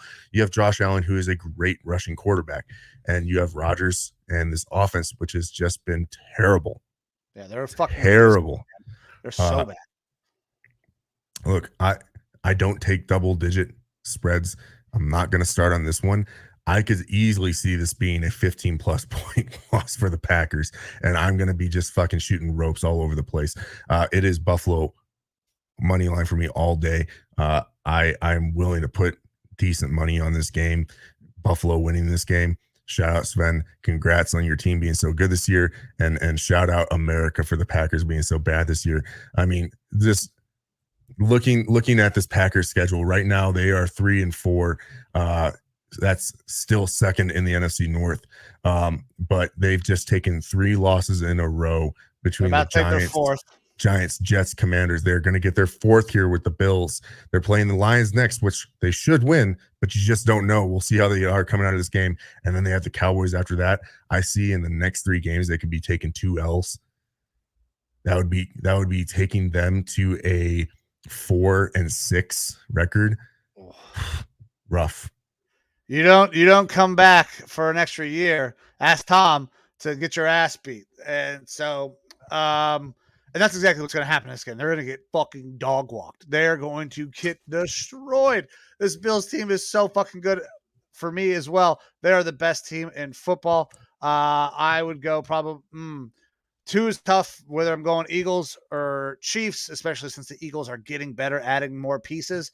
But regardless, the Bills are the best team of fucking football, and the Packers are abysmal on fucking offense. They are terrible. They don't understand guys' roles. Like A.J. Dillon comes in as the lead back, gets relegated to a supplementary. He had barely had any fucking touches last week. Aaron Jones looked better, but it's because he was getting a lot more touches. Their defense is fucking bad. They are bad in general. I don't understand what happened. I mean, obviously the loss of Devontae is a big blow, but Devontae doesn't make this team that much better. I don't think. I think they're still just bad at football. So I am going Bills. I'm not going to do, I already did 1 double-digit spread. I'm not doing 2. Bills on the money line. Fucking hammer it. Now the odds are terrible. Plus or minus 550. So $550 to win 100. But I mean, that is, they could easily cover this. I said I'm not willing to take it. I'm gonna Josh Allen's average points per game spread when he's favored as a double-digit favorite, 22 points per game. Like, not only does he take that double-digit spread, he fucking demolishes it. 22. Yeah. I can see it happening for sure. I'm just not willing to do it on my pick. I'm gonna take the safe route and go Bills. I'm really hoping. Are you talking yourself into it? No. I'm just hoping by late in the 3rd quarter that we just start seeing Jordan Love out there, because Rodgers is just fucking done. And that's my side note. Is that it says fuck it, I'm out, and walks off the field. And I talked about this on the Facebook page. I threw some stuff up there. Rodgers called out his team again, and it can be interpreted as both calling out players and calling out the coaches as well. If guys aren't playing well, they need to be benched. There's the video of him very blatantly going, "What the fuck are we doing?" talking to his head coach. Yeah, look. I don't care if your team is that bad. If you're supposed to be the leader of that team, you don't call people out like you did. And it's everyone else's fault, not mine, is what he's doing right now. And I fucking hate that. I hate that from anybody, let alone Rodgers. You know, he's a fucking fraud. Aaron Rodgers. This team is a fucking fraud, and I love it. Like I said, I'm going to be greased up like a Thanksgiving turkey, just going to town tomorrow night. Oh man, this game is going to be very, very fun, very interesting. Because it's going to get ugly, and I think it's going to get ugly fucking quick. We are definitely going to see some big old. Where are they playing? In Buffalo? Yeah. Good. There's going to be some big old dildos fucking flying out of the stands. And yeah, Rodgers is probably going to hand one to his coach and tell him to go fuck himself the way things have been going. Yeah, I'm excited. I'm excited. Rodgers is a scumbag. All right, so we'll go back in time to my Vikings-Cardinals game being played early Sunday morning. This is a home game for the Vikings coming off of a bye. They're 5-1 going against the 3-4 Cardinals, who got a pretty good win last week, though helped by Andy Dalton with those untimely turnovers. Line right now is Minnesota minus 3.5, over under of 49. This is something that I was told yesterday by some Cardinals fans here in Arizona. They're like, oh yeah, you guys are gonna win. But then they were like, but do you think trap game? And I was like, I don't think trap game. I just think the Vikings play teams real close. So this game, it could be real close. So like, part of me, I don't want to take other teams against my Vikings unless it's this Bills game that we have coming up here in a couple weeks. But for me, I could see the Cardinals easily covering that 3.5, and I don't blame anyone for taking the Cardinals plus the 3.5 points there. But I will say this about the Cardinals is that they are coming in with D-Hop. That has made a big difference for them. So right now, the over is 12-2-1 in the Vikings' last 15 noon games or early games in the week. That over-under for this game is 49. I could see a lot of points being put up in this game. So if you're wanting to bet the over, go for it there. The Cardinals have also won their last 8 games as a road underdog, which is the most since the merger in 1970. So there is some history there as far as them not even just covering, but winning when they're road dogs. But Minnesota is 4-1 in one possession games this year. Like I said, they like to play these teams close. It's just different from the years past where we actually are able to finish out these games and get the wins. Now, Arizona, they average 27.9 points per game when Hopkins is in. When he's out, 19.4 points per game. This is since 2020. So Hopkins is obviously playing this game. They did lose Hollywood. Robbie Anderson, we'll see if he gets involved. They do have a lot of injuries, though, on this Cardinals Connor team. is still out as well. Max Garcia, starting guard, out. Dennis Gardeck, possibly their best pass rusher, out. Byron Murphy, cornerback, questionable on one of the worst secondaries, if not the worst secondary in NFL. Like you said, James Conner not playing in this game. This is just a ginormous injury report here. All right. Cornerback Christian Matthew, out. Running back Darrell Williams, questionable. Eno Benjamin is going to be playing, and he actually looked pretty good last week there at running back. Rodney Hudson, starting center, still out. Matt Prater is questionable. They don't know what's going to happen. He's had that lingering hip issue. They did bring in Rodrigo Blankenship, and he kicked a 50-yarder last week, which is nice for them, but they don't know what's going to happen. They're talking about, I believe, Prater could play in this game, but they might limit his duties. They still don't know if he's going to be full player or if he's just going to be doing field goals and no kickoffs. Yeah. It hurts for them. But like I said, James Conner out. DJ Humphries, offensive tackle, is questionable. They don't know what's going to happen with him. Justin Pugh, starting guard, IR. Marquise Brown, out, IR. Like, they got so many injuries on this team, so many guys on IR, so many that are not playing. It's going to be real tough for them. That being said, they got Robbie Anderson, though, baby. Robbie Anderson. Yeah. Well, Vikings like to play teams close. They do. Yeah. And I'll say this, like, our defense has been the main focal point for me as far as like the big issue on this team. And I took a step back and I was like, okay, what's going on with this team? In general, in the NFL, scoring is down this year. It's just been a really weird year for offenses.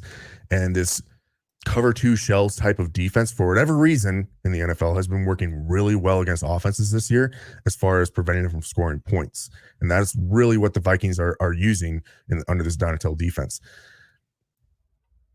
If we keep teams out of the red zone, they don't score. If they get in the red zone, they're absolutely scoring against the Vikings. But right now, the Vikings, they have like the 30th, amount of yards that they're allowing or something like that. Or no, excuse me. I think they're 14th in the league in yards allowed on defense. However, they're 5th in scoring defense.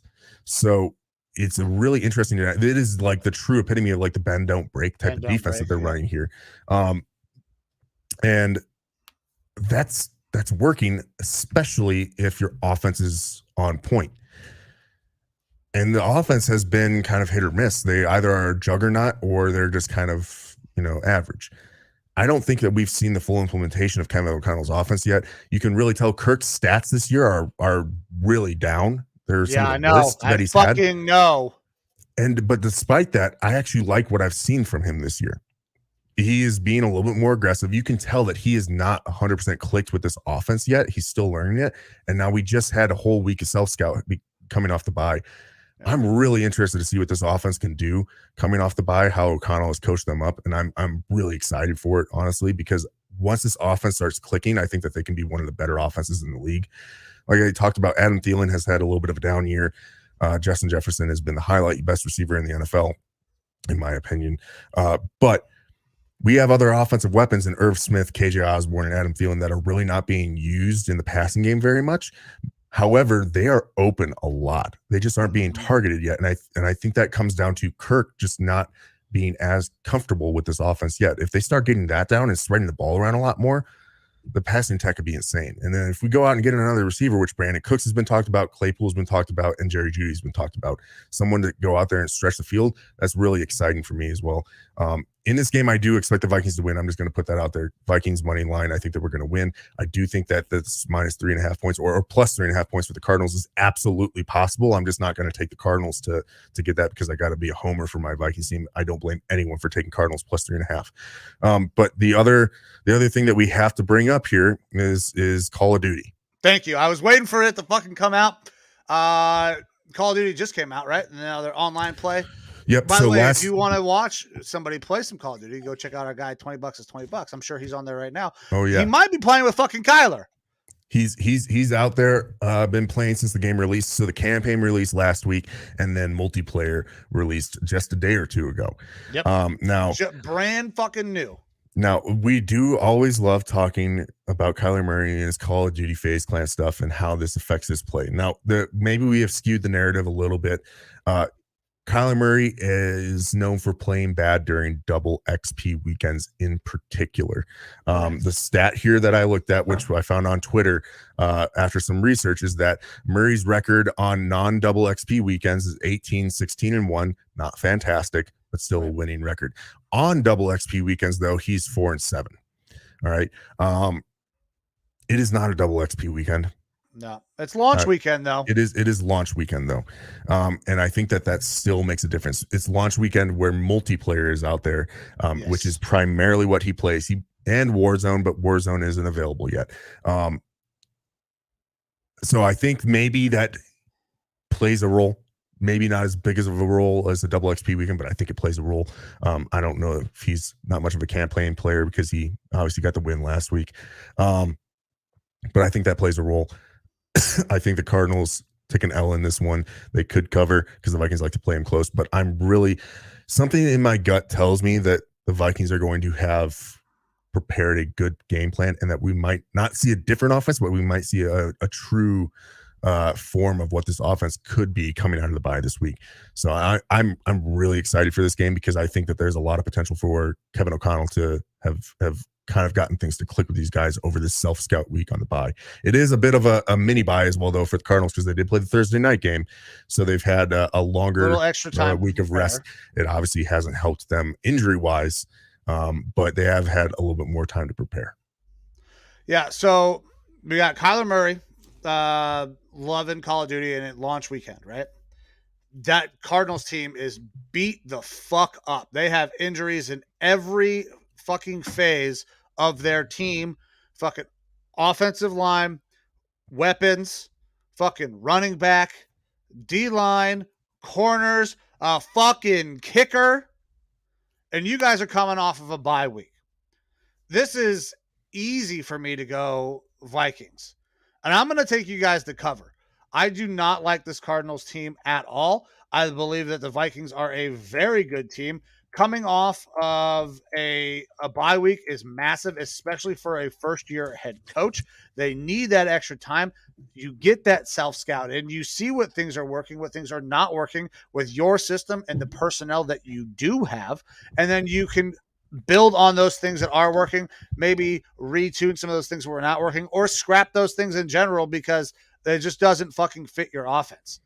I love your boys this weekend. I think that they are going to go out, and I think they're going to win by at least a touchdown. Vikings -3.5. I'm taking that for sure, especially because I get the better odds.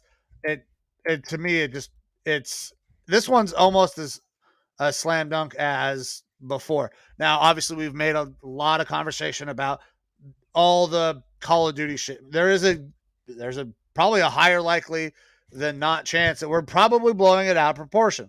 But I'm gonna ride that fucking thing until the wheels fall off. I don't trust this team, period. Getting D-Hop back is great, but he is now their only fucking weapon. If you guys are not doubling D-Hop, What's their slot guy? What's their slot guy for the Cardinals? Rondale Moore. Rondale Moore, he's good. And I think Rondale Moore will get some targets, especially underneath middle of the field, which is where we're weakest on our defense. I think that's going to happen. But the note for Hopkins is that last week, his first game back, he did have himself a pretty damn good game. Oh, yeah. What, 10 catches, right? He also was going up against the Saints defense that was lacking cornerbacks. Lattimore was out. I believe they had some other guys out or hurt. Not that the Vikings quarterbacks are fantastic, but Dantzler is one of the higher rated cornerbacks for PFF. And Pat P has actually not looked sensational this year, but he's been solid. Yeah. And then our pass rush has increased. Our pressure on the quarterback has increased the past couple of weeks. We're actually starting to get that going. Couple that with Kyler Murray has not been good under pressure. His worst quarterback rating is under pressure, which is surprising for him being more of a mobile guy. So he hasn't gotten sacked very a lot. Cliff Kingsbury does a good way of scheming of not getting very many sacks, but I think if we get at least 2 sacks on Kyler, this is going to be a big time, downer for that offense. So just a couple of notes.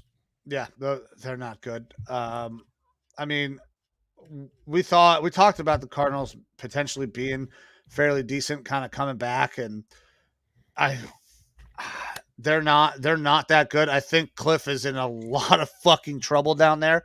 I could see the ousting of Cliff Kingsbury coming here at the end of the year, especially if they don't turn this thing around and make the playoffs again.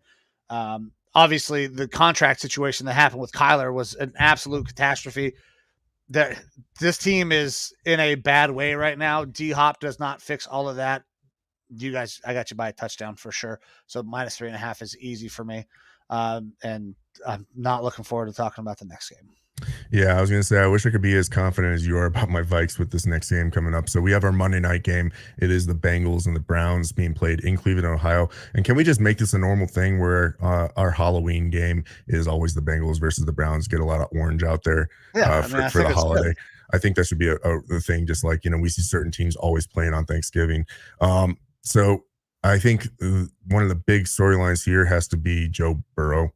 Joe Burrow is a stud. He went off last week, was absolutely electric, 300 yards before the half, and he got 2 touchdowns to his boy, Jamar Chase. Now, Jamar Chase is not playing this game. He is going to probably – did they already put him on IR or not?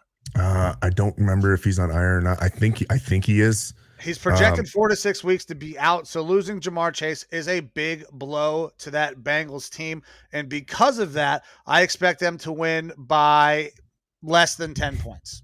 Oh, God. Well, fucking Browns suck. We fucking stink. We are not good. Our defense is atrocious. I don't care if because Jamar's not out there, they're not going to beat us by double digits, but they're still going to beat us because we cannot cover anybody in the back end. T. Higgins is a number 1 on a lot of fucking teams, and he's their number 2. And Tyler Boyd's Boyd a great is option. a number 2 on a lot of teams, but he's their number 3. If for some reason things with Jamar don't work really well, you know what the Browns are really fucking bad at? Stopping the run.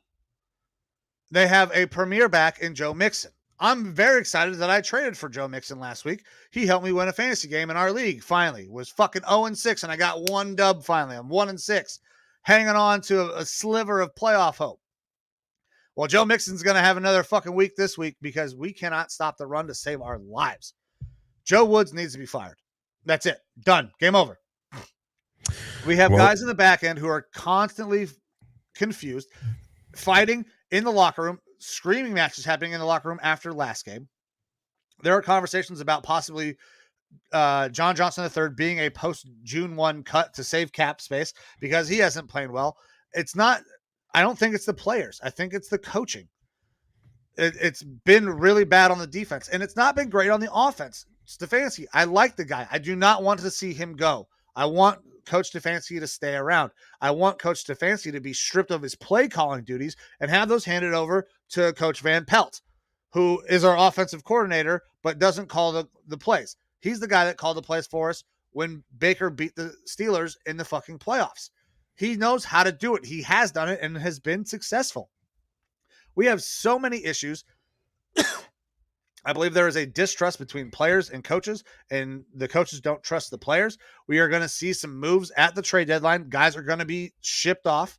We're not going to have Kareem Hunt. We are in a bad way. But I think it would be a mistake to fire Coach Stefanski because we don't know what this team is going to look like because we don't have Deshaun Watson. You can't make that decision on getting rid of your head coach when the guy that you traded for to be your franchise quarterback has not played. That doesn't make any fucking sense. We got to stick through it with Coach Stefanski. We need to make some other changes, though. Joe Woods, got to go. Fucking Van Pelt needs to call the plays. And I want Nick Chubb in at the end of fucking games. I'm tired of seeing Kareem Hunt be in at the end of a game when we need our best players on the field. I want fucking Nick Chubb out there. Nick can pass protect. He can catch. We don't throw it to him often, but he can catch just fine. I don't understand what the hell is happening. Fucking Bengals, money line, simple, easy. No doubt in my mind that they are able to win this game. The fact that the spread is only 3 is insane to me, so I don't have to give up that much in the way of the odds. Bengals -3 is -120. Their money line is -165. Money line, easy. The odds are not drastically altered. We stink. This is going to suck. All right. And this game is being played in Cleveland. The line is Cincinnati -3. I'm going to take Cincy minus the points on this one, over under a 45. Some other stats of note here. Joe Burrow, his last 2 games, he has a 79% completion percentage. He's averaging 390.5 passing yards per game, and he has 8 total touchdowns in those last 2 games. Cleveland has lost 4 straight, so they are definitely struggling right now, especially on that defensive side. And Cincy right now, they are 13-2 against the spread in their last 15 games. That's the best in the NFL in that time span. So Cincy is doing pretty well against that spread. And I pretty much agree with everything that you said there on the coaching. Joe Woods is very quickly going to be run out of town because you guys have talent on defense. It's just not being utilized very well. I like Stefanski a lot too, man. And I think that he does need to stick around there until after you see what he can do with Deshaun. I was always iffy on his play calling when he was in Minnesota. Some games he'd call plays really well. Sometimes it wasn't too great. So I think that him having a offensive coordinator that can assist him with that would be a real good thing. Just give it a try.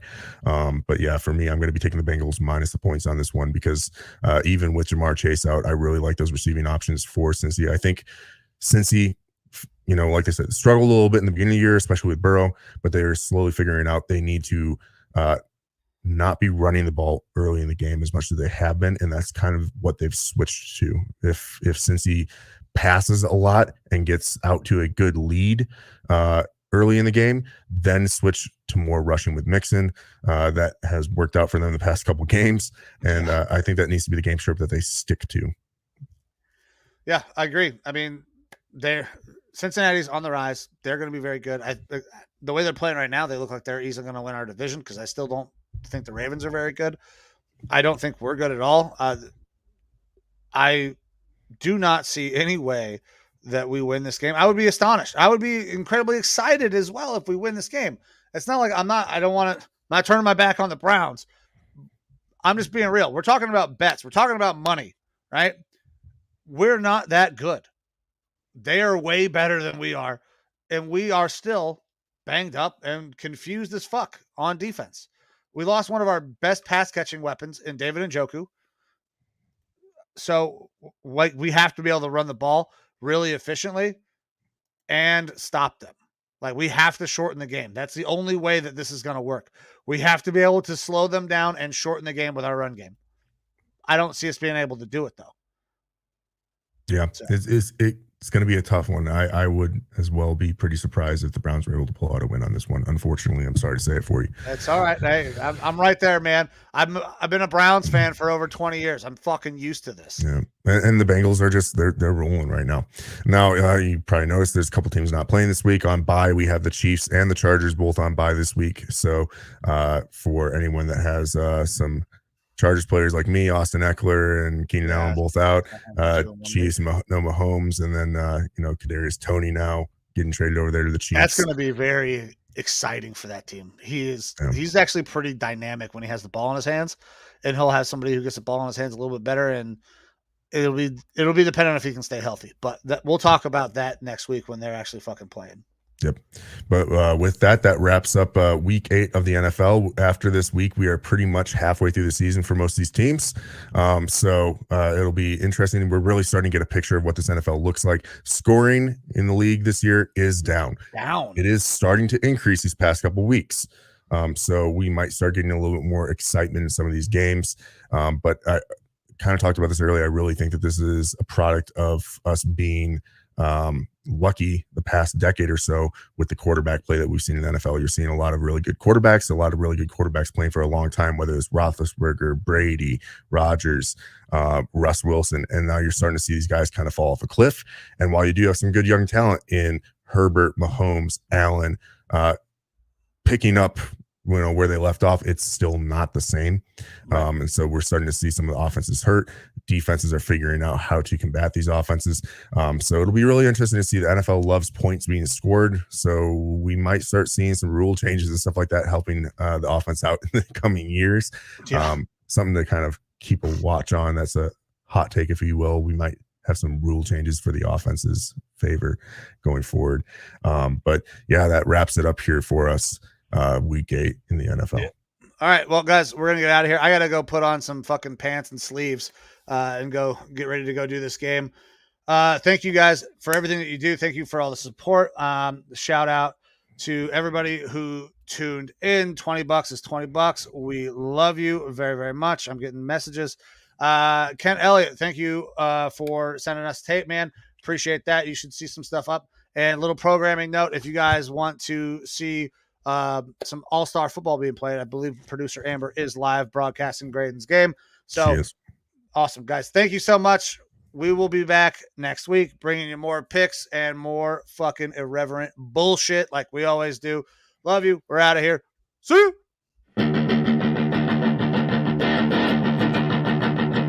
Welcome to the Lineman Lounge, hosted by Mike and Evo, calling their shots and being outlandish.